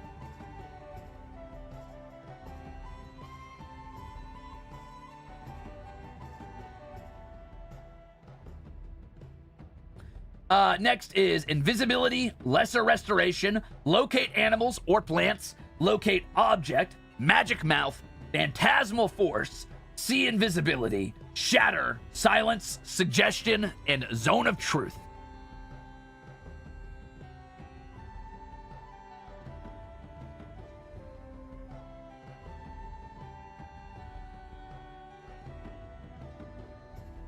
I think in this case, it would either be Phantasmal Force, which would be him puppeting something invisible to attack his opponents, basically. Hey, Jocelyn.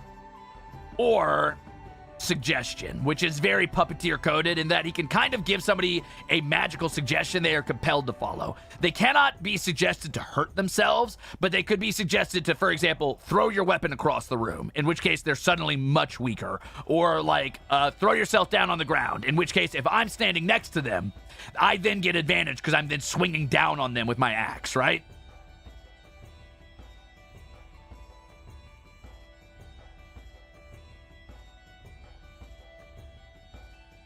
It's like brainwashing or self-sabotage, yeah.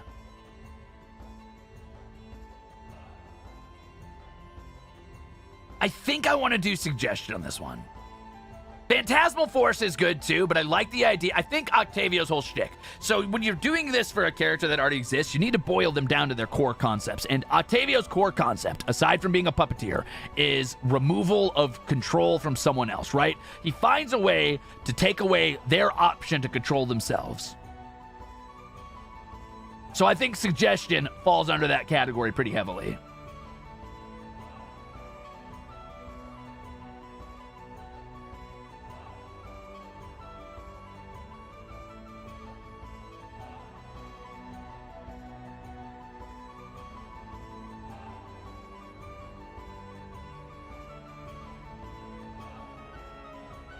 Here's a question for you. Now that we're done with Octavio's spells, and technically we finished Octavio's sheet, so take a look at his spell while you can. This is the spell list for Octavio at level 3. We have Mage Hand and Message that he can cast anytime as much as he wants. He can cast 4 times any of his first level spells, so he can recast them if he wants to. He could use fucking Sleep 4 times if he wants, but he only casts 4 of these before he has to rest. And he can cast 2 of his spells between Hold Person and Suggestion. Got it? Got it. Okay. Octavio sounds OP, and in some cases, he would be. In other cases, he absolutely would not be. It really just depends on the scenario at hand. But now we have Octavio's character sheet. Done. I want to take a second to ask a question, because we did that under the 2-hour mark. That's pretty good progress. That means we could definitely get through Gerard's before we take too long. I was going to ask you guys, if we did a D&D campaign, when I designed the setting, do you want it to be an original setting? And when I say that, what I mean is, if I'm doing an original setting, I'm probably having the boys make characters. It's not going to be like, okay, Gerard's playing Jurard. Gerard's probably going to be playing like Kilgore Buttkiss, the fucking Dragonborn Paladin or something, which is fine. Do you want that? Or do you want Jurard playing Jurard? Do you know what I mean?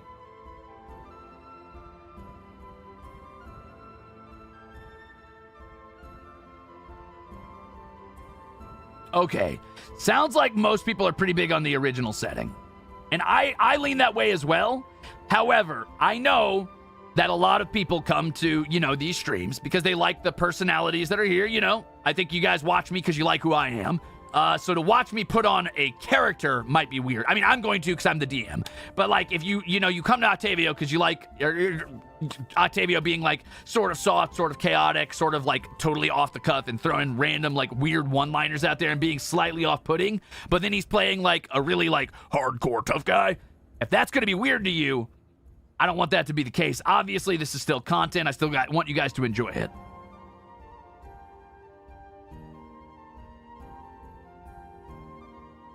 But what do the boys want to do? Well, I'm going to ask them too. This is a litmus test. I'm not saying this is the decision I'm making. I'm just figuring it out.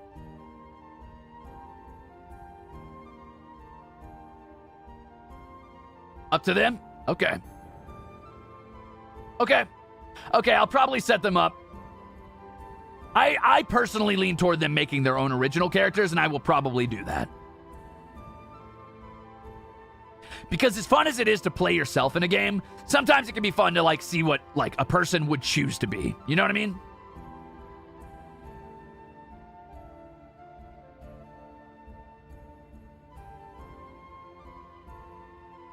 Okay, cool. Got it. All right, well, now that we got that set, let me go find our Gerard page, shall we? Starting out, what do we want Gerard to be? I would make Gerard a half-dragonborn, but instead, I think I'm going to make him, don't worry, once we pick his class, I think that's going to settle him. Now, Gerard's base race, I think, let me think. What do I know about Gerard? Heavy family ties that he's abandoned. So, nobility. Loud, rambunctious, young-spirited. So probably not one of the old-spirited races. Probably not elves. I could see tiefling.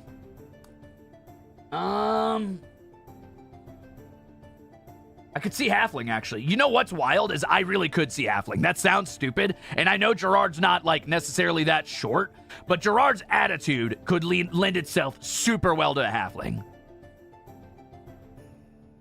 Tiefling are basically people who have demonic blood in their bloodline and tend to come out with, like, red or blue or gray or yellow skin and horns and tails and sometimes hooves. Well, actually, Goldbullet's a half-orc. And I am definitely not an elf or a half-elf. I'm a regular human. And I'm not a tiefling.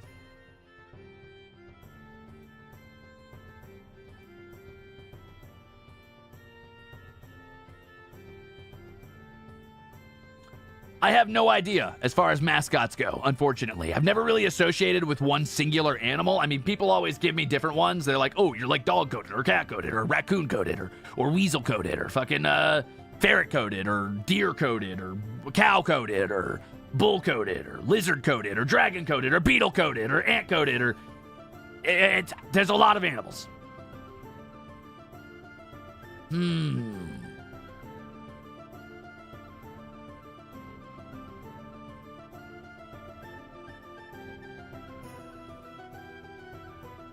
We love rambling. I am not baby-coded. I'm very human-coded. That's true.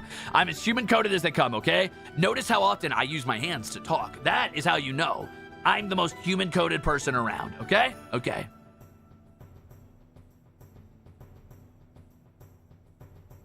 Would an animal use their opposable thumbs like that? I don't think so. Just pick your favorite animal. I don't have a favorite animal. I have a couple least favorite animals. So you're Italian coded? I don't think I have any Italian in me. I'm from Elysium.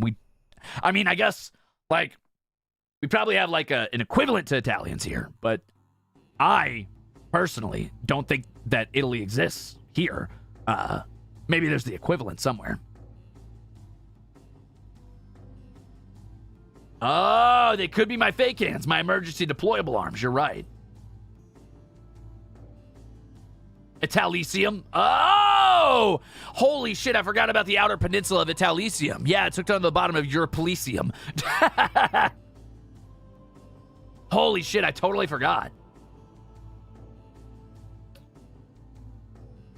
Do you talk with your hands when you're making a call? Either that or I'm fidgeting with something. So, yes. Either I'm, like, fidgeting with something on the desk or, like, poking something or kicking something or, like... I don't know, running my thumb across my nails, or I'm, you know, talking with my hands.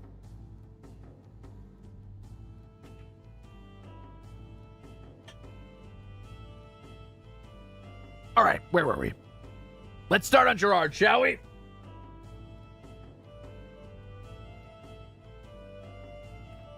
Let me turn to the right page. And we're starting with, we're going to start with what race we're going to be here.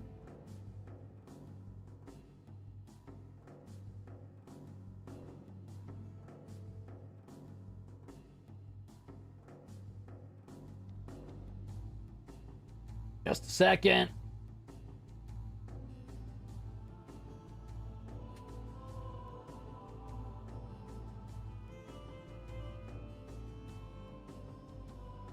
I don't think I want to do Dragonborn yet, and you'll see why.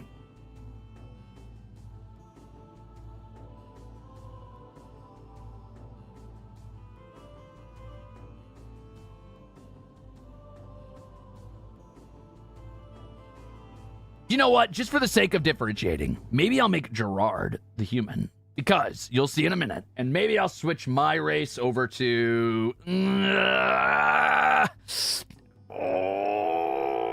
just want to be... I'm just a regular human. Just a regular human. Damn it. How'd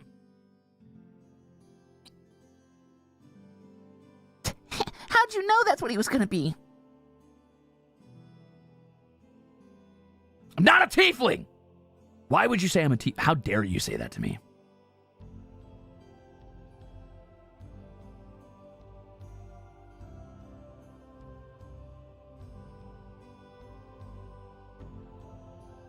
Half... Ooh, I could see half elf because he's half dino. That could work. Wait a minute. Wait a minute.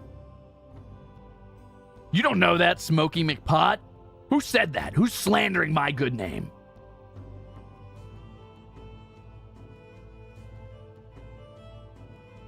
Half elf for me? No, no, no, no, no, no, no, no. I do not think so. No, no, no, no. I do not think so.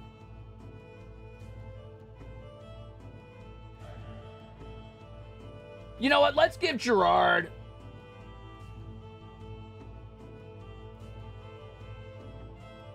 Gives elf princely vibes. Jurard gives me the least elf vibes I've ever seen in my fucking life. I could not imagine a, like... As far as at least your typical idea of elves go, I could imagine nothing less suited to Jurard.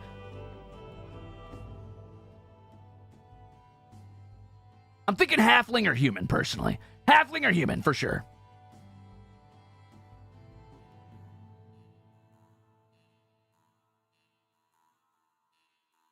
But which one? I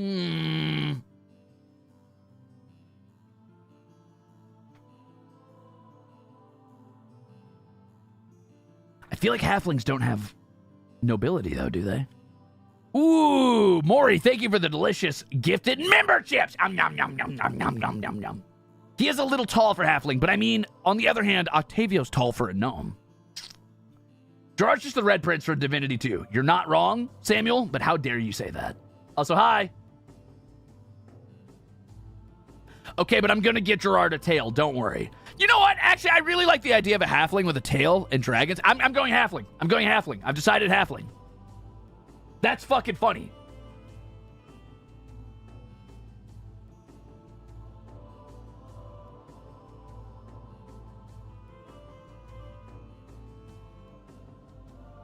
Thank you, Troy, for the gifted memberships. All right, nothing's happening right now, so no more memberships for a second. Wait until I do something cool, but thank you very much. That's delicious. Where the hell is halfling? I forgot what page halfling's on. I think it's before human, right? Yep.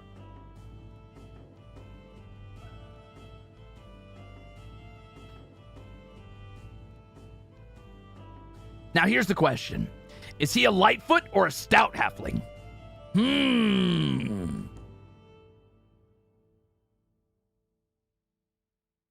But what if you're always doing something cool? Then you're lying. You're deceiving yourself about me. I'm usually doing something incredibly lame. Big Lightfoot, he is pretty... He's not super stout, I guess. Yeah, he's pretty stout. He's nuts. Oh, he does take a lot of combat damage. He's sustained many wounds. Wait a minute. And he does work out. He does hit the gym. Wait a minute. Wait a minute. How dare you say nothing's happening? This is the joy of creation. A birth is taking place. Okay, Tony, fair. Thank you for the delicious soup. And thank you, Adonai. I hope I'm saying that fast enough and smooth enough. I feel like sometimes I overpronounce your name. I'm Adonai for the delicious chips to go with the soup. Thank you. All right, anyway.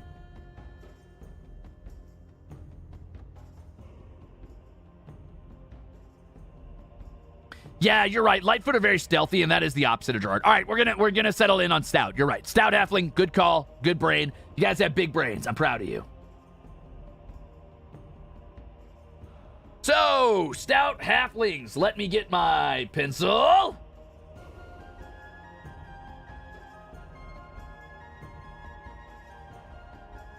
My crayon. What are we naming this character? We're gonna call him. Let's see. We got 5012. Yeah, we've got Goldbullet.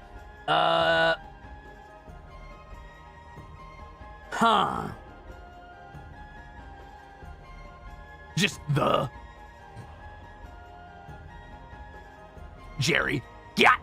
Jury the Rexy, Jerry, huh? T-Rexy, Dork, Dino Boy? No, Gerard's gotta have a different name, right? Gerard's gotta have a different name, right? I feel like there's been many nicknames for Gerard. I'm not naming him Gerard Tyrellius, whatever the fucking long shit he had was. That's not happening. Prince Boy Failure, Alexis, Jerry. All right, we're going with Jerry.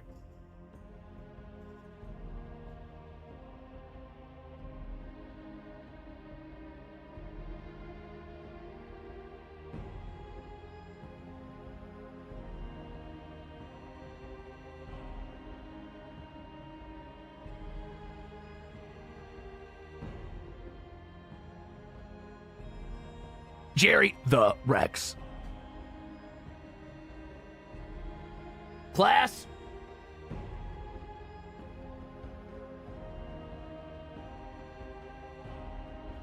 Stout.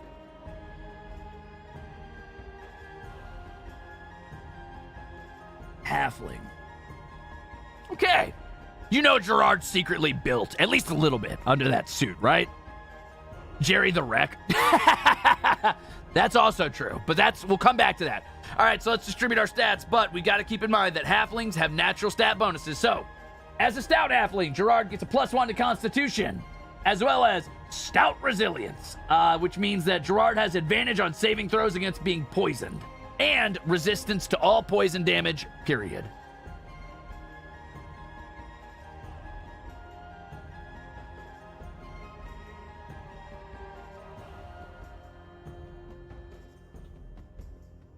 Halflings also get a +2 to dexterity, naturally. And they move at 25 feet, so. Jurard can be hard to kill. I've tried. With all his tummy issues, that's true, but Jurard has been hit many times, all right? Tummy issues do nerf our constitution, myself included. But Jurard has survived many wounds.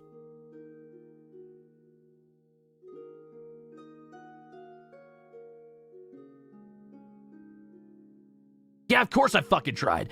Could you imagine, like, being in the same room as Jurard for hours? Hours? Wandering through the desert on bounties with Jurard? For hours? No towns in sight? Nowhere to eat? You guys gotta fucking, like, you sleep out in the fucking open? I gotta listen to him snoring constantly? Yeah, I've tried to kill Jurard. Now, I've never actually killed Jurard. Maybe a few concussions, but then what's a few concussions between, you know, bounty hunter teammates? No big deal.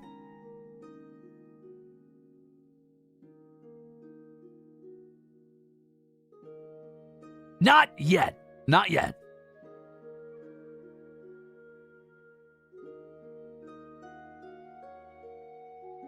Legally, though, right? Sure. Yeah, why not? I'm always... Everything I do is well within the bounds of the law.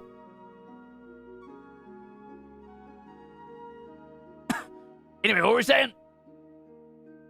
Sorry, what's up? Oh, right. We were talking about Gerard's stats. So we're going to do the 15, 14, 13, 12, 11, 10, which is technically higher than the stats are supposed to be. I'm not going to give Gerard any negatives. I'm only comfortable doing that to myself. When I took the negative in charisma. But I will say that Gerard's highest is probably charisma, right? So 15 starting out. Gerard's second highest. I think that Gerard's second highest is probably Constitution or Strength.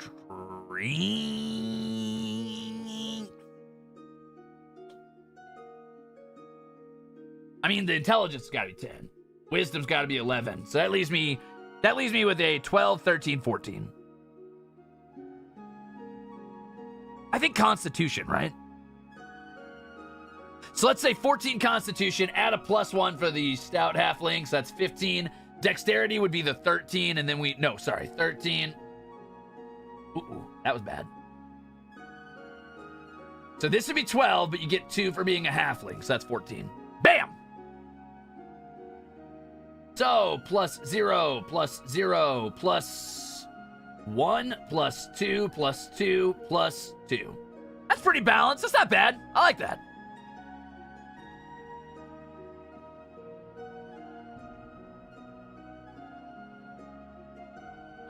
right, so now we're talking about being a sorcerer. As a sorcerer, you start with, obviously, everybody has the same proficiency at this level, which is going to be a 2. And sorcerers are proficient in Constitution and Charisma saves. Which is good that Gerard's proficient in Constitution saves. Jurard needs that. So Strength is a 1, Dexterity is a 2, Constitution is going to be a 2 plus 2, that's 4. Charisma is going to be a 2 plus 2, that's 4. Wisdom is 0, Intelligence is 0. Jurard does not have a single thought rolling around in that bescaled skull cavity.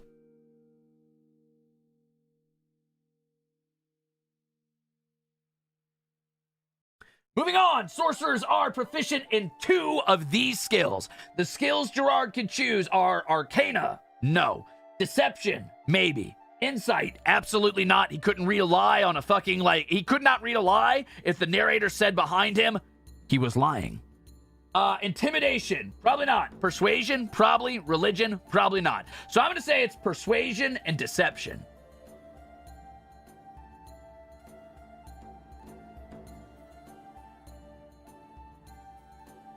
Moving on, we have 2 in acrobatics. Animal handling, that's wisdom, 0. Arcana, 0. Athletics, 1. Deception, we're going to add a 2. Plus the Constitution, so that's 4. Persuasion, Charisma, not Constitution.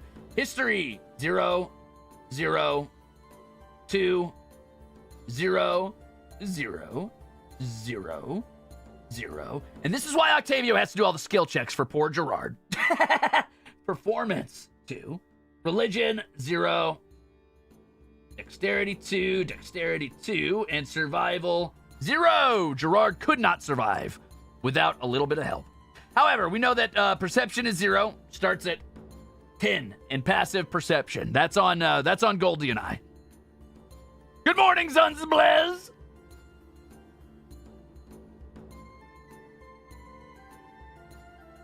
That is a lot of zeros, and that's okay. We'll survive. We'll get past this. We'll figure it out. So we know that Jurard is starting with a light crossbow and 20 bolts, or any simple weapon. A component pouch, or an arcane focus. We're going to go with an arcane focus. A dungeoneer's pack, or an explorer's pack and 2 daggers. I'm changing the rules here. Jurard's actually going to start with a light crossbow, or a hand crossbow, which is a one-handed crossbow you could fire bolts out of. And Jurard's arcane focus is going to be a modified hand crossbow made to look like a gun that he fires his spells out of. It's going to be a wand, essentially embedded in a handle that's tilted to look like a gun. Jurard's the real himbo all along. It's true, Oranjamaru. It's true. So he essentially is dual wielding. One fires bolts and one fires magic. Cool? Cool.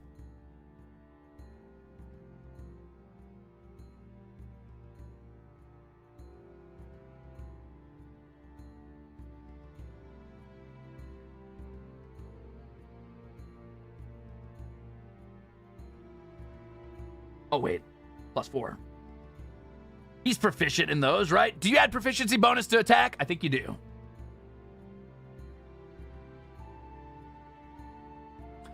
Now, were hand crossbows 1d6 or 1d4? I think they're 1d... No.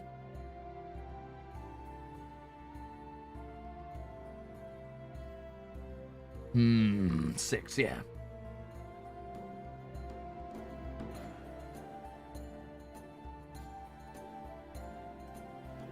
All right, now we've got to determine Jurard's HP. Give me just a moment to make sure that his sorcery thing isn't going to change this.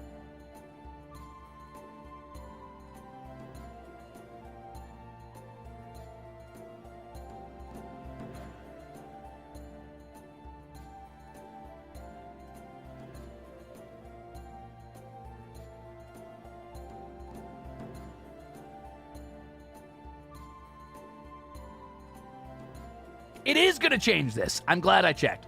Okay, so Jurard as a sorcerer starts out with 1d6 HP plus Constitution modifier. Lucky for Jurard, he's a pretty fucking tanky sorcerer, believe it or not. So Jurard actually starts out with 8 HP, which is as much as a lot of melee classes, despite being a caster. Pretty nice, right? And then every level, Jurard is going to roll d6 and then add +2, which is pretty fucking good. And Gerard, at level 1, has chosen to be a draconic bloodline sorcerer, meaning he has dragon blood, which is why he's able to use magic at all. He has inherited draconic magic from somewhere in his past. His grandmama decided to get down with the scalies, all right? All right. And now he's a magic trust fund baby. So, a couple cool things come with that. One, he has natural scale texture. Whenever he wants to, he can turn on his scales, which gives him a 13 hard skin armor, plus his dexterity modifier, meaning he is sitting at a whopping 15 armor, even if he was buck naked. So when he's wearing his nice suit, he's still pretty tanky.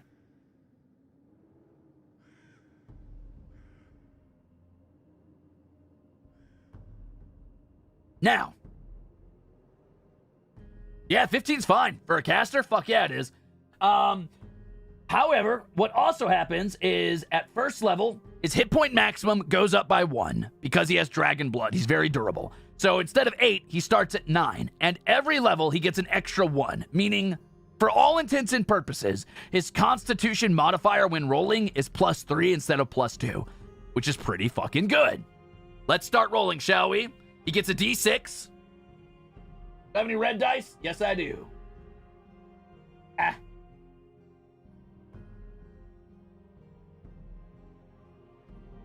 Oh no, the gloves are making it hard. Ah! His grandma was a halfling. All right, Gerard, you've lost red dice privileges. We're giving you these dice. Here we go. All right, so at level 2, Gerard gets... He defeats the boy failure allegations, right? So he started at 9 HP. He gets 4, which you can't see. Hold on, let me move. Is it? Nope, it's not that. Hold on.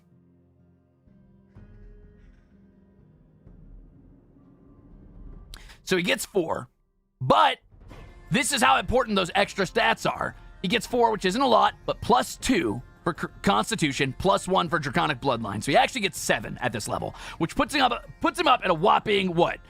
Fucking 16 HP at level 2 for a sorcerer? That's pretty good.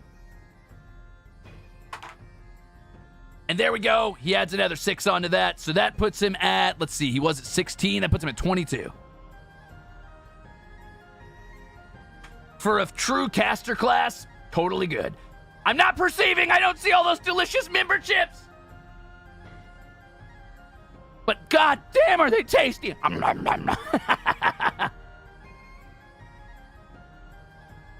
Thank you for the 10 gifted member chips. I'm glad you guys are enjoying D&D. I'm a little surprised. I figured this was just going to be a selfish stream that I did for myself and nobody would really turn up. But you know what? I'm glad you like it. I like being a fucking nerd.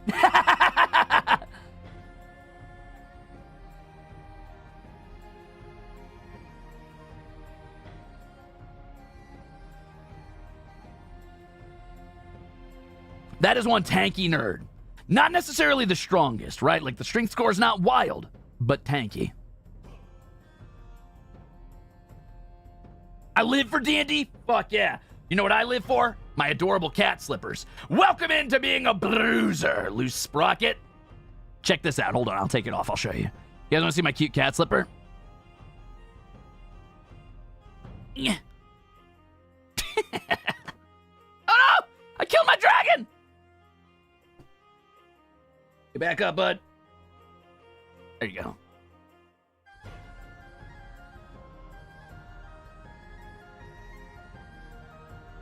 Where was I?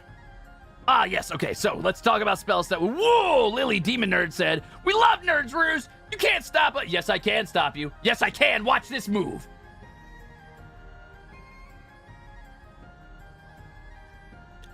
Really proving the baby girl status? Listen, if you don't like slippers, then I'm afraid you're not comfortable in your status as an absolute slipper-wearing Chad.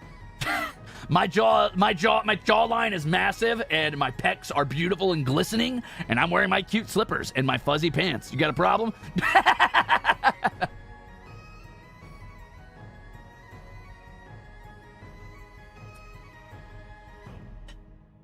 Ah, delicious. I'm cozy pilled and comfy maxed. I mean, you're not wrong. You're not wrong.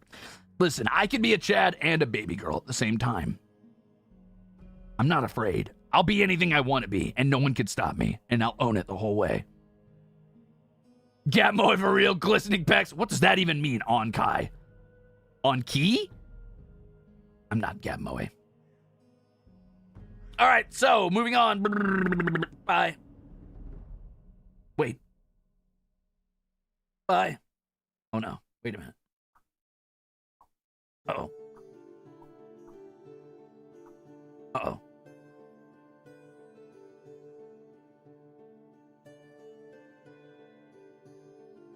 Oh, I see what happened. Okay.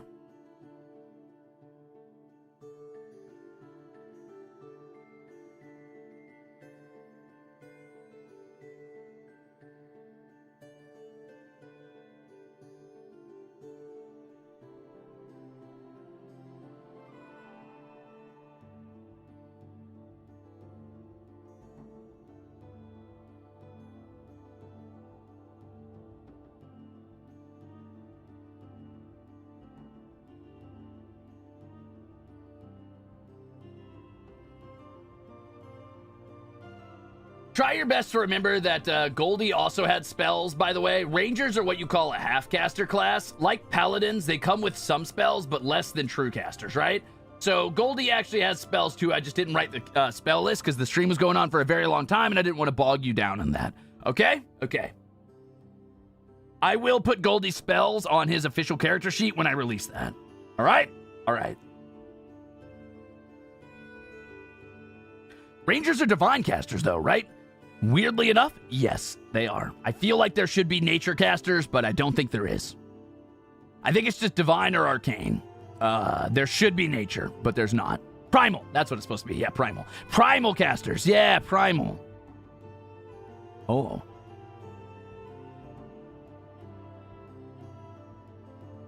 No, paladins are divine casters. Primal casters do exist? I see, okay, good.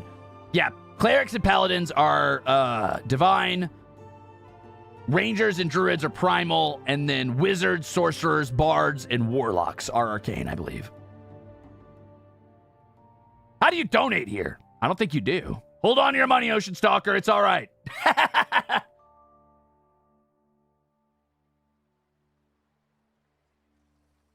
So sorcerers are interesting, right? In that they know less spells than a lot of other classes, but they can manipulate magic. And the reason for this is they don't study magic. They just inherently know it. However, they're so familiar with magic that they can bend magic to their whims. At certain levels, sorcerers get abilities called metamagic, which means they can do things like split a fireball in two and shoot them at two different targets, or make them bend around their allies and miss hitting them at all, or magic that makes you like quicken a spell so it fires twice as fast and doesn't require you saying the words, or magic that makes like your spell shoot twice as far or last twice as long. Stuff like that, right? That's metamagic. Sorcerers can do that shit. It's very fun. But they have less versatility than something like a wizard. Wizards tend to know the most spells, but they're very inflexible in the way that they use those spells. They do have a ton of versatility because they know so many things, though.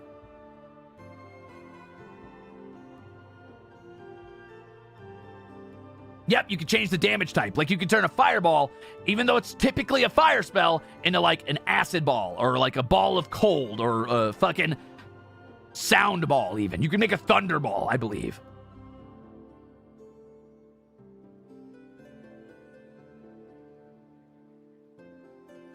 Yeah!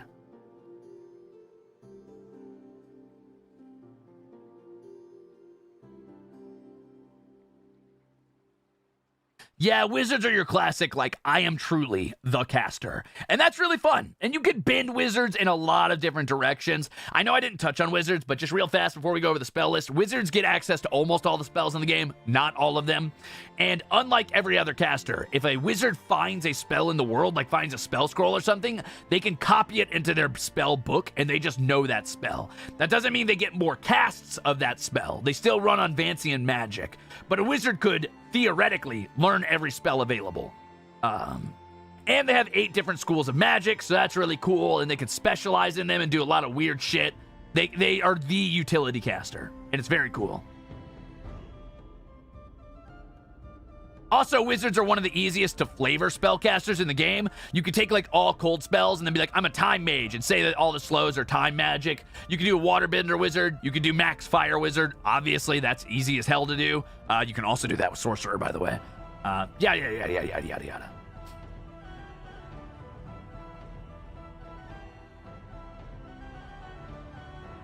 There are necromancy wizards, yep. The 8 schools of magic in the classic regular PHB here are, I believe, abjuration, which is like defensive magic, conjuration, which is summoning magic or teleportation magic, evocation, which is destruction magic, like fire, lightning, ice, necromancy, clairvoyance, I think it's called... I don't remember what the clairvoyance one is. I don't know. Anyway, divination. There you go. Divination. They're the ones that like know things and can predict things and manipulate luck and outcomes and things like that. And then there's alteration, I believe. No, wait, that's Elder Scrolls. Transfiguration, which changes things. It's like enlarge, shrink, mutation type stuff, changing the bodies of things. Enchantment, which is kind of like being a bard. Illusion, which is kind of like being a bard. So enchantment is manipulating minds and opinions of you, where illusion is what it says on the tin. And I think that's it. I already said abjuration. I like abjuration a lot. Yeah, I think that's it. Of course, necromancy, yeah. Nope, wizards don't get flower power. That is druids exclusively. And some clerics. There are nature clerics that get flower power. Is there a wizard outside the core rulebook? Yes. Yeah, there's different wizard schools and magic types and styles. I think there's like astromancy wizards and wizards of like maybe Feywild, I want to say. Blah, blah, blah. There's a lot. I'm not going to go over all of them because I don't know all of them. So there's also sword wizards. Oath of Ancient Paladin goes hard. I actually played an Oath of Ancients Paladin. I played a hybrid Oath of Ancients Rogue. Oath of Ancients Paladin Rogue for my playthrough on Baldur's Gate 3. It was a ton of fun. Yeah, Blood Wizards and Tal'Darai. Yeah.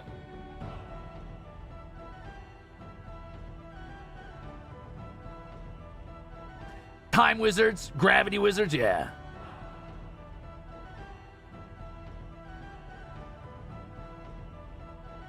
Anyway, let's get back to what we're doing, shall we? Let's focus on Jurard's spell list. So, Jurard, as a sorcerer, like I said, doesn't know as many spells as other classes. However, Jurard does know more cantrips than most classes. Because cantrips are so inherent and can always be used, and sorcerers are inherently magical, they are born magic, they don't learn it, they know the most cantrips. So Jurard starts with 4, where somebody like Octavio would start with 2, right? Pretty cool. But...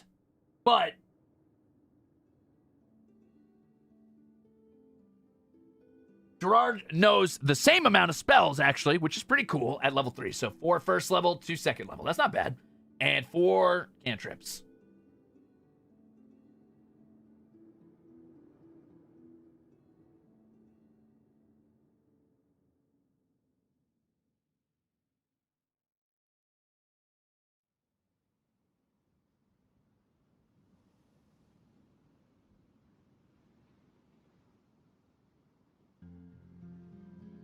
Okay, and at level 2, Jurard gets the ability Font of Magic. Basically, it's the isekai protagonist ability. What that means is that at will, Jurard can use a font of magic within him called sorcery points. He has 2 of them to start out with, and he can burn them to get more spell slots. So if he's run out of first level spells, for example, and he really needs to cast that first level spell, he can burn a sorcery point to get back a first level spell slot to be able to cast it.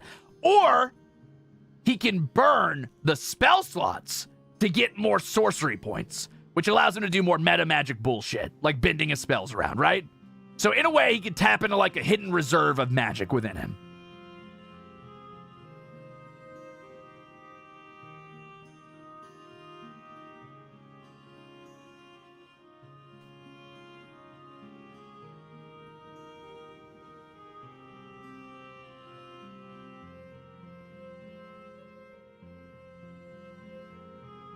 Some of the cool things you can do with metamagic, let me explain.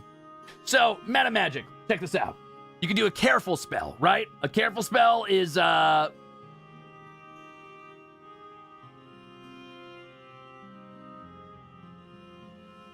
Basically makes it so that if you cast a spell that people need to succeed a save on, you can automatically make them succeed. So let's say he throws a fireball in a group that I'm fighting, and he's like, ah, shit, Ruze is going to get hit by that. I cast Careful Magic, meaning he casts it in a way where it almost curves around me, and I automatically succeed on my check to dodge the fireball. Yes, I'm still going to take some damage, but I dodge the brunt of it, right?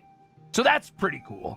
You can do Distant Spell, which, you know, increases the range of a spell. Empowered Spell, which actually makes the damage dice go up for damaging on a spell, which is pretty fucking sick. Extended Spell, which can up the duration of a spell. It can double it, all the way up to lasting until 24 hours in some cases. Heightened Spell, which makes it so that you can actually take a spell and make a target have disadvantage on saving against it, right?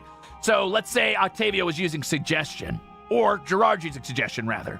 Jurard could say, oh, they have to make a check on this to save against it. How about you roll twice and you take the least dice, the less dice, which is pretty wild. Quicken Spell makes the spell happen faster. There's even Subtle Spell, which makes it so Jurard doesn't have to do the hand signs or the verbal component of his spell, meaning he literally just he wills the spell into existence. Like, he could be staring you dead in the eyes, not say a fucking word, not move his hands, and then, okay, here comes a fireball.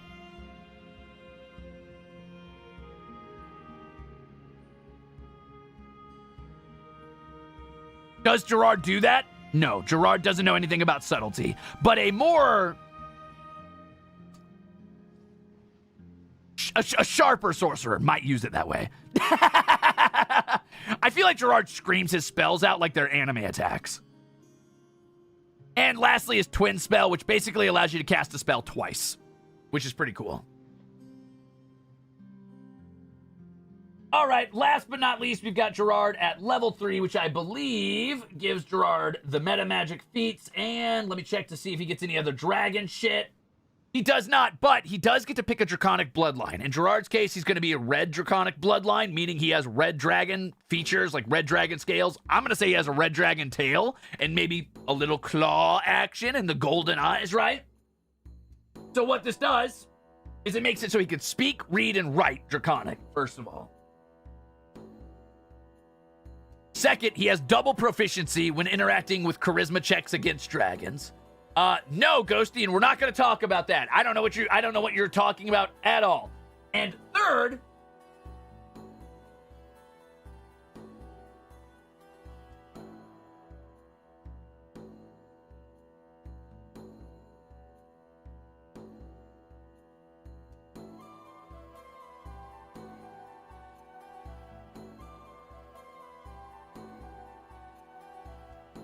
never mind, he doesn't get that yet, but he did get tankier. You know, he got the extra HP and stuff. But at 6th level, he does get the ability to do more damage with his associated type, so fire in this case, because he's a red dragon, or be resistant to that damage. So if someone tries to fireball him, he'll be like, no, that does half damage, fuck you. So that's pretty cool. Let's go check out our sorcerer spell, shall we?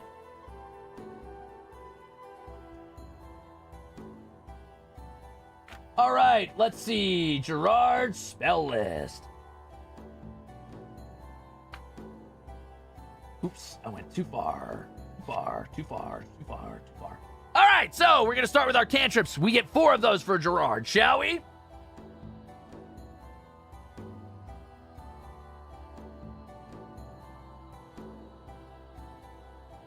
You think Firebolt, Prestidigitation, Dancing Lights, and Shocking Grasp, huh? I like that idea, Hazard Forge. Let me list off what we got. So, as a cantrip, Jurard can get Acid Splash. It throws a bubble of acid that explodes on impact and splashes in a small area for acidic damage. Not a ton of damage, but AoEs on a cantrip is pretty wild. Blade Ward, we already talked about that. Chill Touch, he freezes his hand, touches somebody. It does ice damage, and I believe slows them down. Dancing Lights, already talked about that. Firebolt, it is the classic cantrip. It throws a fire bolt, like a small spark of flame, a certain amount of distance, does pretty fucking good damage, has good range.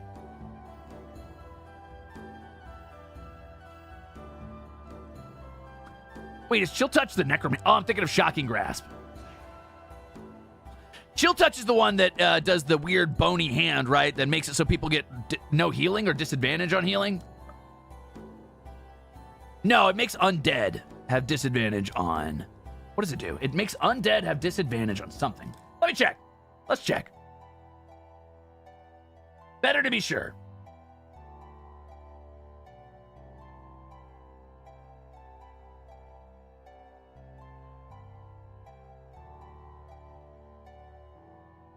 Oh, no, it does. It stops people from healing.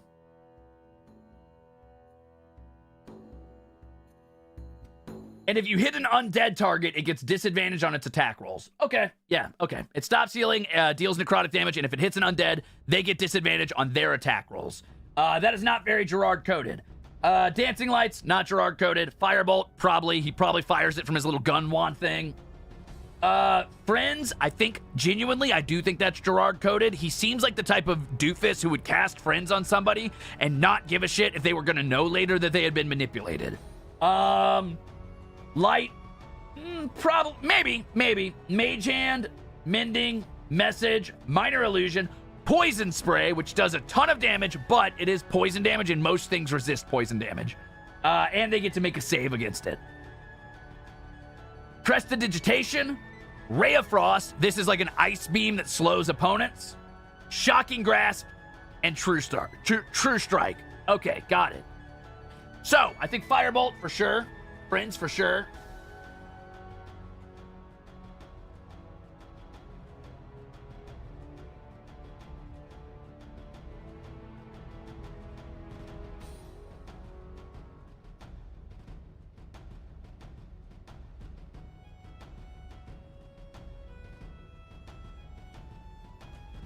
He'd use Message just to shout into someone's mind. Possibly. True Strike, because he's helping. I could definitely see True Strike. Honestly, I could see True Strike only because I think if anybody would pick the objectively wrong cantrip, it would be Jurard.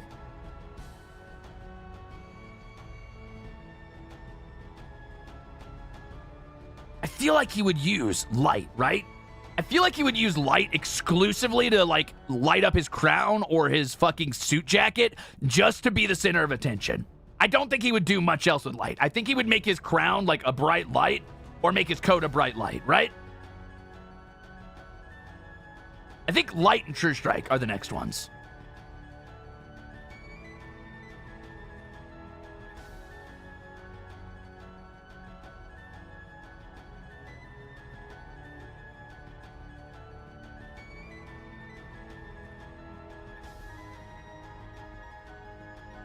Okay, so now we gotta pick 4 first-level spells and 2 second-level spells. Allow me to read you the first-level spells. Here's the thing. Sorcerers are almost exclusively damage dealers. They do not have the subtlety or the magical knowledge to use utility spells. Basically, everything they do is to do damage. So, here we go. At first level, you can use Burning Hands. It is literally putting your thumbs together, spreading your fingers out in a splayed fan formation, and shooting a fan of fire in front of you. That's what it does. Charmed Person, Chromatic Orb. Chromatic Orb is a sphere of light and magical power that you can choose the element of, and it picks that color and does that type of damage. Color Spray. It blasts out blinding light that will blind opponents if they do not save. It's literally a pocket sand, but like rainbow flavored. Comprehend Languages. We know that. Detect Magic. We know that. Disguise Self. We know that. Expeditious Retreat. It makes you fast. False Life just gives you a little extra HP. It's necromancy. Featherfall, Fog Cloud. Fog Cloud's pretty cool, actually. It makes a cloud of fog roll in that basically makes it annoying for anybody to fight inside of it. Anybody who's not able to see through magical fog has to like have very short vision and disadvantage while fighting inside of it, and anybody outside of it has trouble seeing into it. It's kind of fun. Jump allows you to jump further. Mage Armor makes you tankier. That's it. Magic Missile is the classic mage spell. It is a magic missile, like it says, or 3 magic missiles, I think, that all do a very small amount of damage, but can never miss. There's no way to save against it. There's nothing you can do to stop it from happening. If a mage casts this at you, it will hit you. Is it a lot? No. If you're on 1 HP, though, you just die. That's just it. It hits you. There's no armor you can do. There's no save. It's nothing. It's a guaranteed, I'm gonna hit you. The only thing you can do to stop it is cast the spell Shield. Shield is a spell that interacts with Magic Missile specifically.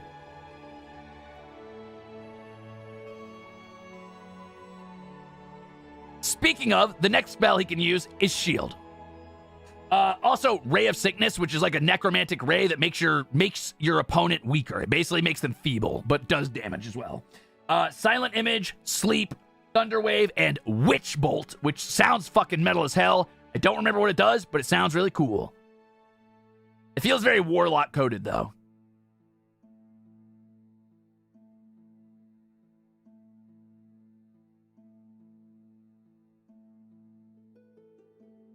Thunderwave! Okay, Thunderwave for sure. Gerard likes to scream.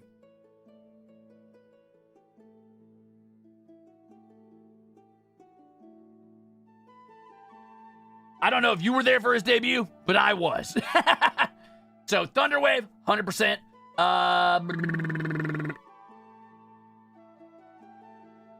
Okay, I see.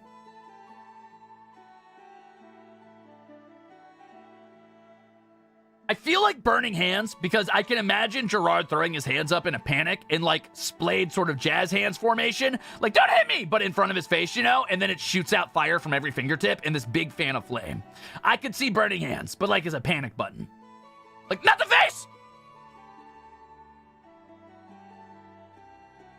That's the worst B I ever wrote.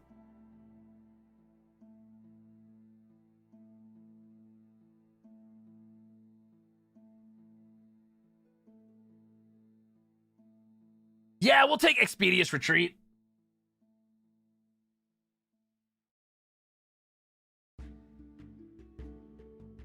Or is it Expeditious?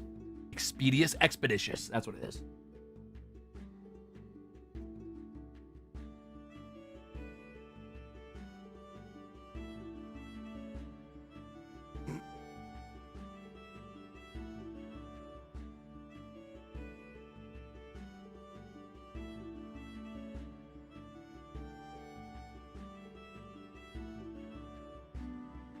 Now I'm debating between Magic Missile, because it's for sure. So you can't have a bad roll on Magic Missile.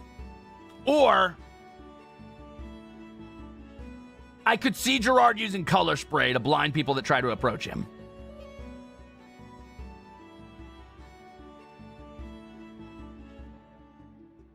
Magic Missile because gun. Chromatic Orb's a good pick, but Chromatic Orb is a very meta pick, and I get the feeling that Gerard would not be picking for meta. I think Gerard would be spraying magic out at random intervals, not knowing what the fuck he's doing, just at whatever he needed at that moment, or was afraid and casting because he could.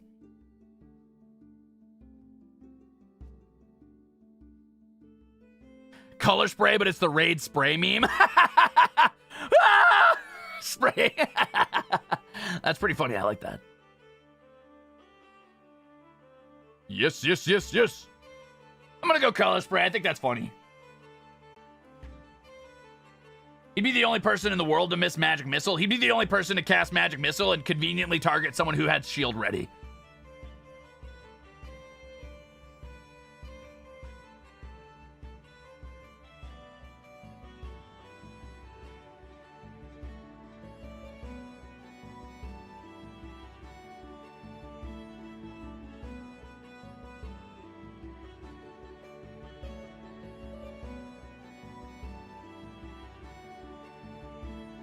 Okay, so let's take a look at our level 2 spells. This list is a little shorter, but it's pretty interesting. It's a little different from the Bard. Uh-oh.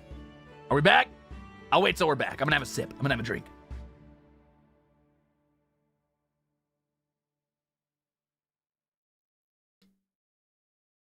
Ah, delicious.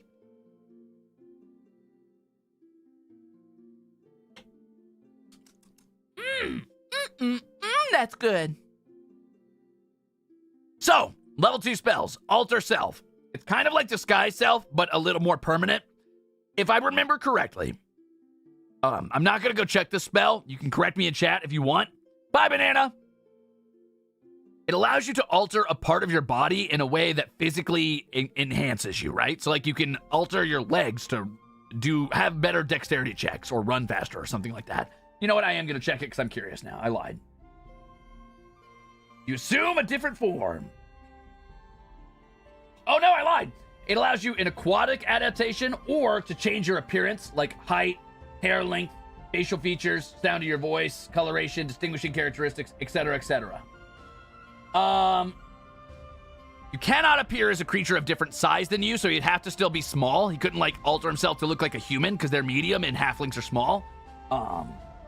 Or you can alter yourself to have an aquatic adaptation, to swim faster, or alter yourself to have natural weapons, like growing sharper teeth, or a bludgeoning tail, or sharp claws to strike with. Right? Right. He can get, here's the rest of the spells, blindness, deafness, blur, cloud of daggers, crown of madness, darkness, dark vision, detect thoughts, enhance ability, which is what I was thinking of for alter self, gust of wind, which is a big gust of wind, hold person, invisibility, knock, levitate, mirror image, misty step, which is basically turning into mist, teleporting a certain distance and reforming, phantasmal force, scorching ray, which is basically a laser beam, see invisibility, shatter, spider climb, suggestion, or web. He gets 2 of these. I think shatter or deafness for sure.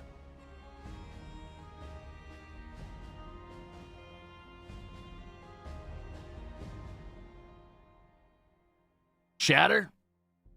Okay, we'll say shatter.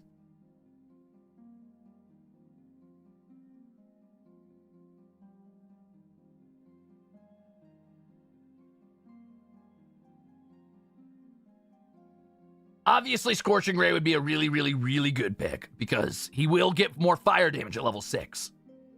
But,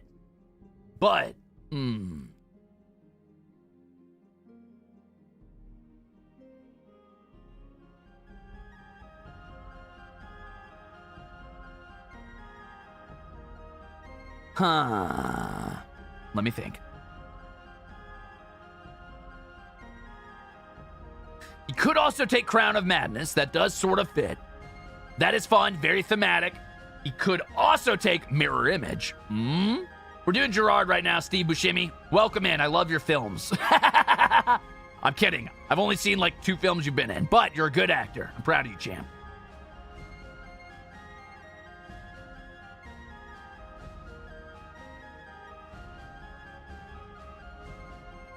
I could see Crown of Madness because it's thematic for his crown, and making that appear on other people's head would be actually kind of cool, kind of metal looking. Like he helps you don the crown and it starts like killing you, essentially, and making you attack your friends, drives you mad. That's kind of fun. Or mirror image so he can look at himself. No,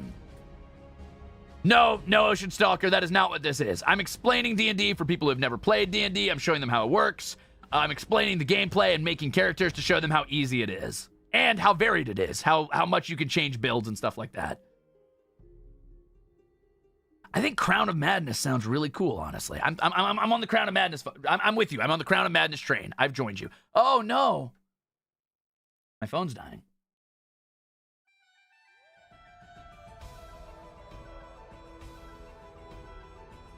Not the fucking howl in the distance. Whoa.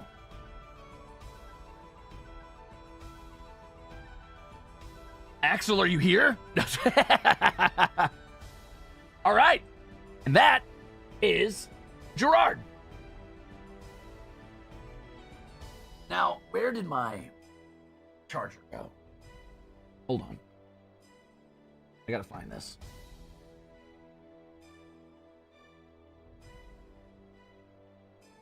Ta-da! Nice.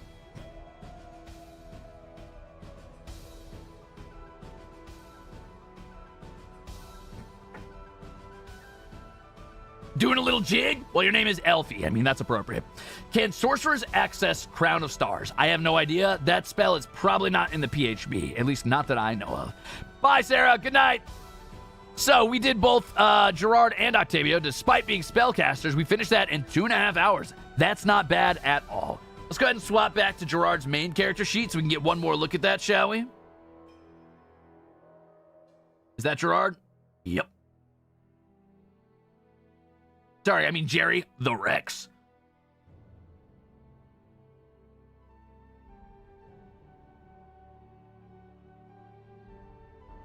I cast Magic Missile at the darkness, Jake. Oh, it's from Xanathar's Guide to Everything. I don't actually have that one. I need to pick it up. I should probably pick it up before I run any D&D games or anything. I will probably, at some point, the plan is to try and make a West Marches style campaign so that all the boys can play. You've confused Jurard's spell slots with his known spells. I care not. But thank you for the heads up, Flora. That's okay. The basics are all there. Obviously, read the manual. You'll be all right. Oh, that's right. Sorcerers do get less known spells. Ah, whatever. Jurard knows a few extra, okay? He's a little trust fund baby. He'll be okay.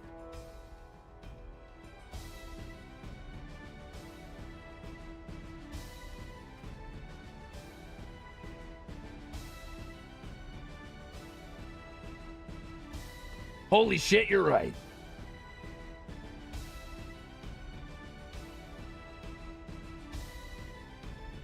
Uh-oh.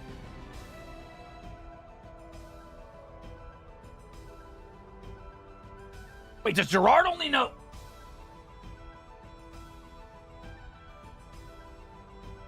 Jurard only knows 4 spells. Oh, shit. Well...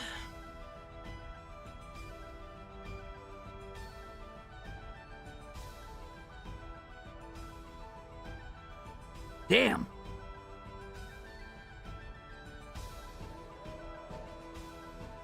I'll tell you what. I think Jurard would keep Crown of Madness. It's too good to pass up. It's too thematic. And get rid of Color Spray. We'll keep Expeditious Retreat, Thunderwave, and Burning Hands.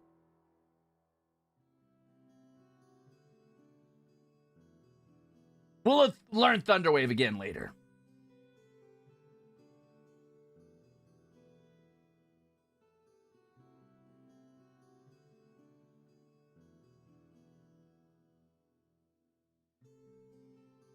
He still has 4 spell slots and 2 spell slots. Here's where you can see the example of the difference between, like, casters, right? So it might be confusing to you. I'm just going to tell you about this real quick while we're here.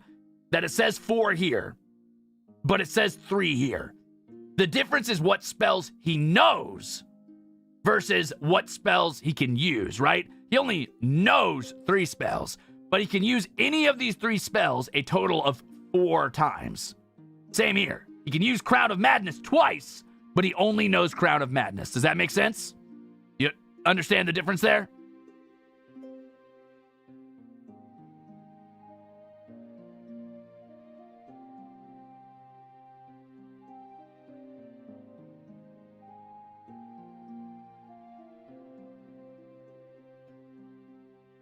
Cool. All right, so back to Jurard's little character sheet. Whoop. Well, there we go. We have everything all laid out. Perfect. I will be posting these later, probably on Twitter, I guess. Am I allowed to post these on Twitter? Does that count as copyright infringement if I post these character sheets? I'm gonna do it anyway. I don't give a shit. Anyway!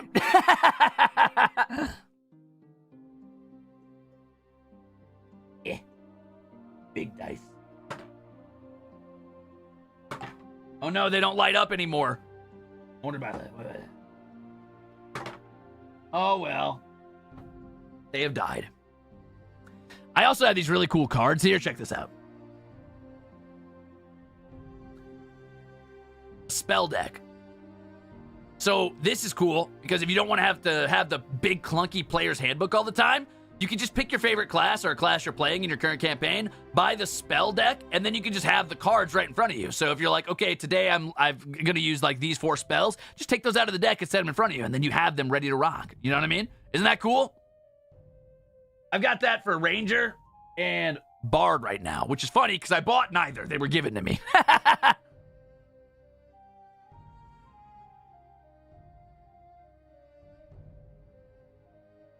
Rest in peace, glowy dice.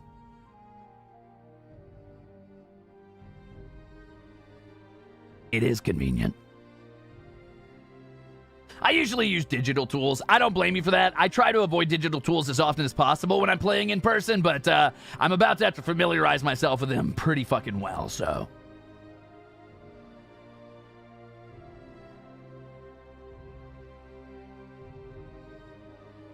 Oh, I believe it, Tony. Ooh, a sorcerer main. I don't have a main class. If I had a main class, it would probably be fighter or rogue. But I DM more than I play, so shrug. Anyway, yeah. Put that back. In-person ARMIS one-shot win? When I can go to the part of South Elysium that the other boys are at, maybe. But I'm in my own part right now.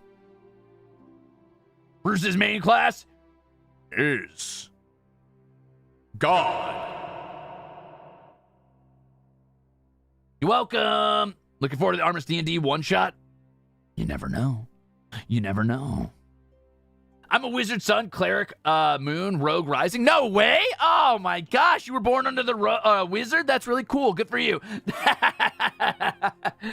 But yeah, that's it for D&D for now. I mean, if you guys have any questions, I could talk, I could wax poetic about D&D forever. But, I don't know if I have anything I want to say about this, really. I mean, there's stuff I could talk about it. How about this? Here's an interesting little thought exercise. If you were to assign Goldbullet a class, what would it be? I know I assigned Ranger. What would you assign? Not just PHB, whatever you want.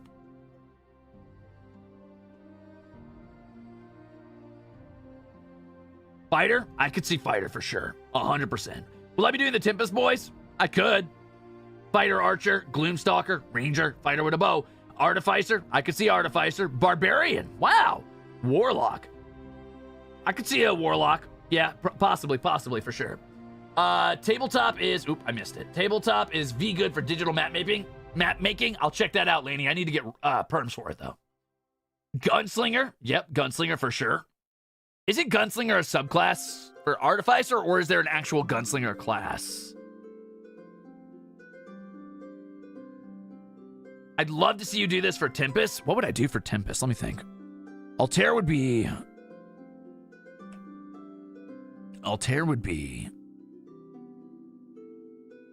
probably a sword and board fighter. Altair could be a ranger.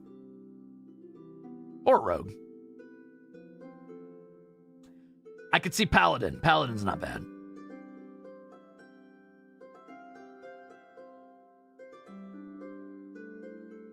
Oh, good call, Daisy. I like that idea for that barbarian.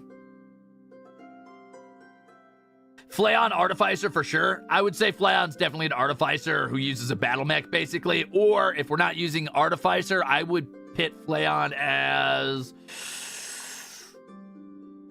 Cleric.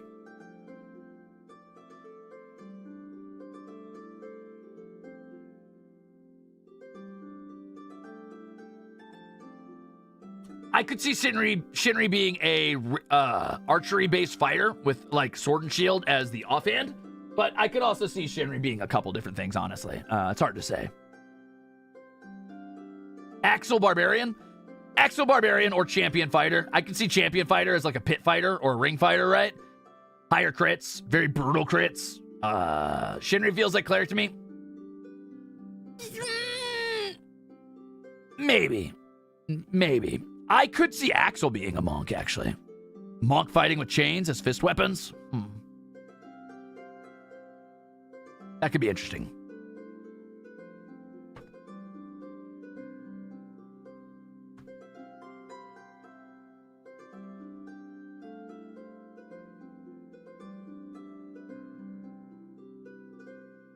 You know what? We'll have to talk about that a little later, though, because I think what I'm going to do is I will do the Tempest Boys on a later D&D stream. I'm not going to say soon, necessarily, because I do kind of want to pick up the other manuals and read them so I can work outside of the PHB, but I think it'd be fun to kind of speculate together. But I like the ideas you guys have, definitely. Interesting thoughts.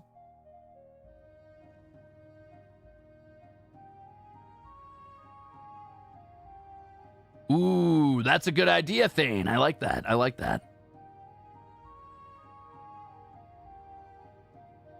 It is fun to brainstorm together. Not a bad idea, Jono. Actually, damn, that's a lot of really good ideas. See, the thing is, the further away from PHP you get, the more you can really start to bend your classes around, right? So, like, rogues can go from being these, like, stealthy assassins to suddenly being like, okay, like, they're an intelligence-based rogue, and they focus on investigating things and kind of being like Batman in a way. Or you can go the mastermind rogue, and it's sort of like all social manipulation, all mind games.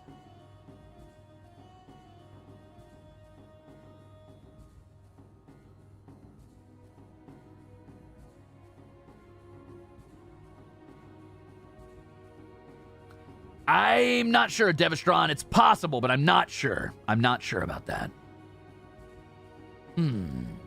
What about the ARMIS boys?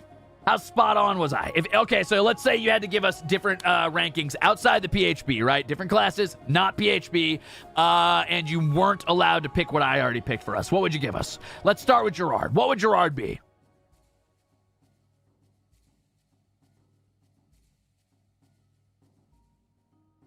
Because personally, if I wasn't making Jurard a sorcerer, I would probably make Jurard a hesitant warlock whose backstory was that he had a deal that was made for him by his family. Maybe wherever he's the prince of, the kings traditionally continue a pact with some malevolent entity that gives them their dinosaur parts or like their monstrous bits. And Jurard was forced to do that as a boy and then ran away from home. So he still has that pact and fights against it, but has it as something that is still there, right? Maybe his overarching goal is to overthrow that kingdom or his father. For Goldie, I would definitely make him a fighter with a ranged build, or I would switch Goldie over to... I could see Goldie being a sorcerer with a focus on very long-range spells, but fired through like a staff that acts like a gun, right? Gloomstalker as well. Yeah, Goldie could definitely be a rogue, a very, very long-range rogue. That'd be really cool. Arcane Archer would also be super sick. Or Octavio. If he wasn't a bard, Octavio would probably be a wizard. Probably a School of Enchantment wizard. Yeah, School of Enchantment wizard. I could see. Cleric could be fun too.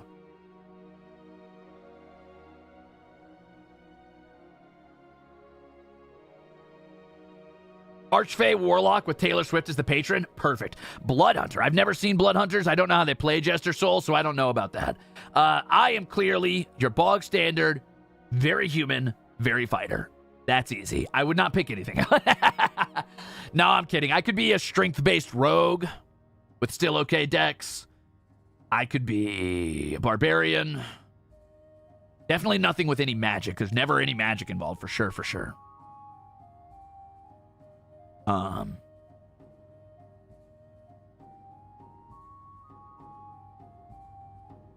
Nope, not Blade Singer. I don't know what that is. Not a chance.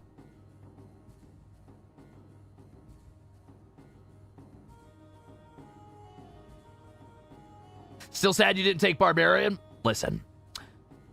Barbarians are just a little less focused than I am. But it comes close. It comes close. I could be a fighter-barbarian hybrid, even. Not Octavio petitioning Taylor Swift for power. Why not?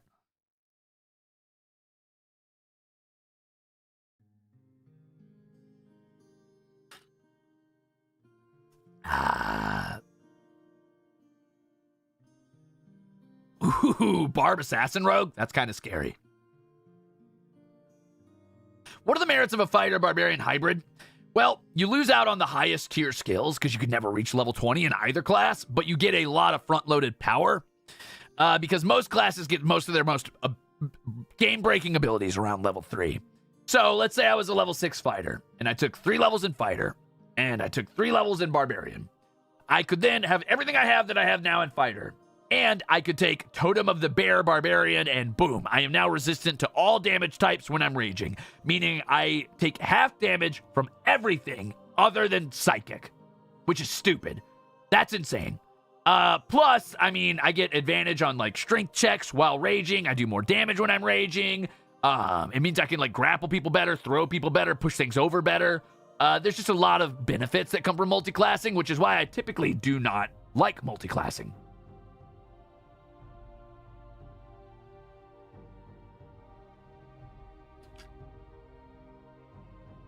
Yeah, action surge barbarian is scary.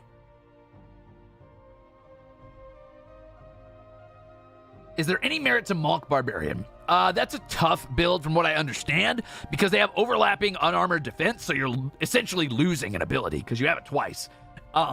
Secondarily, I think that I'm not sure if key points can be used while raging. If they can, it could be good. If they can't, it's probably bad.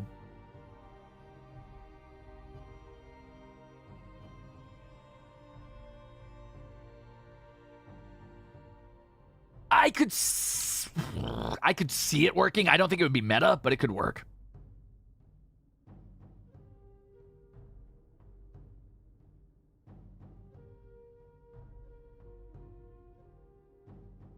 Yeah, so a lot of times when you're multiclassing, you see how there's the 6 stats there, right? Strength, dexterity, constitution, intelligence, wisdom, and charisma. However, when you're multiclassing, you need to focus on what like the most powerful stat of your given class is. If you want to play D&D to win, which personally, I don't think you should play that way, but if you want to play to win, you need to make sure that your most important stat has the highest number in it, right? So there's something called MAD, which is multiple attribute distribution, and the idea is if there's too much of that going on, it's not going to be a good class, right? So barbarians want strength and constitution. And then monks want dexterity and I believe wisdom. That's 4 stats that you need to have very high for no fucking reason. It would be really, really difficult to make that work out. Where like barbarian fighter, you could be like, okay, I just max strength and constitution. Or if you do monk rogue, you're like, I max dexterity and wisdom. Boom, you're done.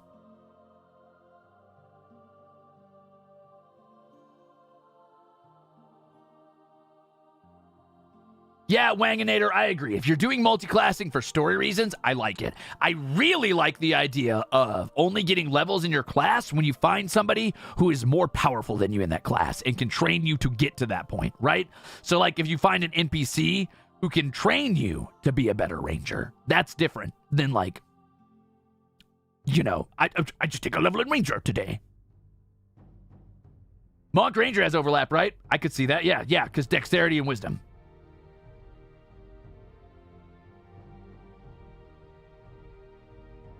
But my wizard barbarian, so play a wizard barbarian. Just go max strength, max intelligence. No, actually dump intelligence, max strength, take spells that don't require any checks, so they don't require numbers. They just give you buffs flat, and boom, you're good. When you rage, I think you lose concentration on your spell, so that sucks, but still. What if you roll for all your stats and get impossibly lucky all 18s? I mean, then you beat D&D. You get to do whatever you want. You can multiclass anything. You can literally multiclass everything if you want.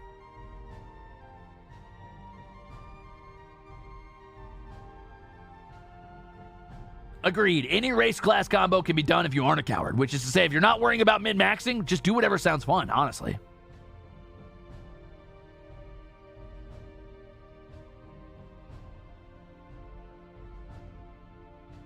I'd make you whatever allows you to transform into Oranjamar's Wolfman. That would probably be a barbarian, or you could just say, I'm a werewolf. You can make me a fighter, right? And when I'm fighting, like in my standard, definitely totally normal human form, ignore the pointed ears, I'm a fighter, and then when I go werewolf, you switch my stats around to D&D. Boom, done. Or shifter race, you could do that too. Or you could actually take the werewolf stat block and overlay that on my character. Yes, multiclassing does have stat requirements. I think that's silly, but I understand it. If you're going to have stat requirements for multiclassing, I feel like classes in general should have stat requirements, but to each their own. Personally, I just don't really do multiclassing at my table. The few campaigns I've run, I've just been like, just keep it simple. And typically, it's new players I'm running it for. I tell them to keep it simple and not bother multiclassing unless they really, really want to and can convince me. Who is Roos? Who would be the murder hobo?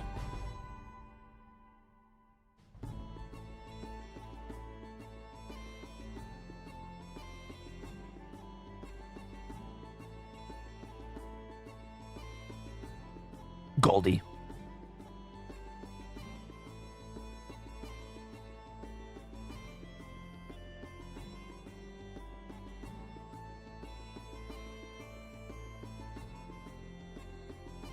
Glad you agree. I just silently took in your answers there for a second. How about a barbarian? Barbarian is funny. I just think that's a funny concept. I played a little bit of barbarian in Dark and Darker. There was a time when you could equip any instrument on any class in Dark and Darker, and each instrument had its own little like thing for attack or well, some of the instruments couldn't attack, but with the lute, you could swing it at people's head like a club, and with the drum, you could throw it as a throwing weapon, and it scaled on your strength. So you could play a barbarian, run, activate rage, and throw drums at people's head to do massive damage.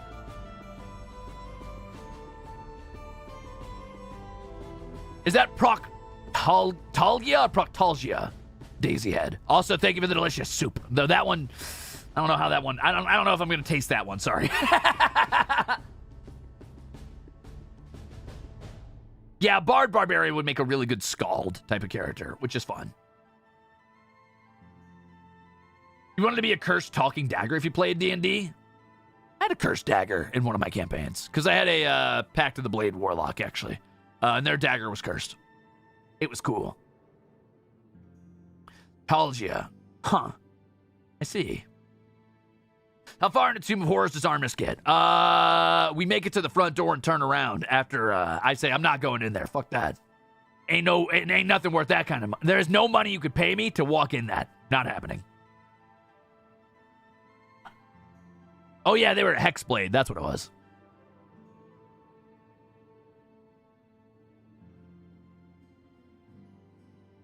Yeah. Well, very good, gamers. So, how do we feel about D&D Stream 2? Electric Boogaloo? I'm spinning in my chair. You can't tell, but I'm spinning.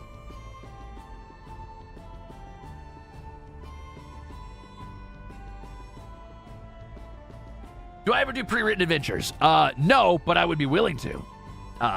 Typically I don't. I always write my own stuff, but I'd be down for it. My biggest campaign, the one I ran for the longest time, because I've been a DM for a long time, right? Like I DM'd for about 3 years, but it was one long form campaign, which was a lot of fun. And the major villain that the party dealt with for a while was actually, fun fact, an evil druid. It was super cool. I'll tell you about it next time. How's that sound? I could maybe do like a D&D lore drop on one of my streams where I tell you about the setting I did and one of the characters I had that was really fun.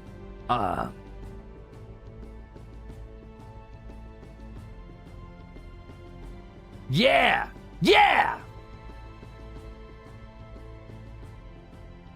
Ooh, can't wait for that. Good. But for today, I think I got enough D&D out of this. I think a 3-hour stream is a very good, very clean cap. Not too short, not too long, right? Right. So, I think I want to go find somebody to raid. Thanks for hanging out, you bunch of fucking nerds. I've outed you as nerds. Every single one of you to a T. Every one of you is a little dweeb, just like me now. My goal here in Hollow Armis is to just infect everyone with the nerdiest of stupid little fixations so that every one of you will just be infected with the plague, the dork plague. And now you're going to carry that with you. You're going to talk about it. You're going to go and you're going to wonder, what would I be in D&D? And then you're going to look it up. And then you're going to wonder, what would my favorite character be in D&D? And then you're going to look it up. And then you're down the rabbit hole. And then before you know it, you're playing Starfinder and weird, obscure games. And you're like, oh, this is my 5th session of Blades in the Dark and I'm having the best time of my life. Ah, fuck! You're screwed. It's too late now. You came here expecting loud and angry. And I am loud and angry when it matters. But in between the cracks and the quiet moments, here in these pregnant pauses as we hold our breath between the next scream when I'm killing someone in a video game, I'm going to drag you down into being a nerd, and you're not even going to realize it's happening until it's too late. Anyway, look forward to the Warrior Cats breakdown a few streams from now. Thanks for hanging out, gamers. It's been great. Happy D&D day or whatever the hell. Yeah, I got things to work on. Tomorrow we're doing a Lethal Company collab for Hollow Armis, and then I will be taking less streaming days next week. Not too many less, but I think I'm going to give myself 2 days to focus on homework because I'm really behind on a lot of homework. So Hell yeah, Lily Demon Nerd. Congratulations. Good for you. You've already accepted who you are. Bye, nerds. We're going to go right into Gerard, who is apparently playing a little bit of Sims 4. Ignore the way he made me. That cursed abomination is nothing like me. But you know what? If that's how he wants to see me, I get it. I did say he had a low insight score after all. All right, stick around. Crusaders, raid! Go tell him what it is!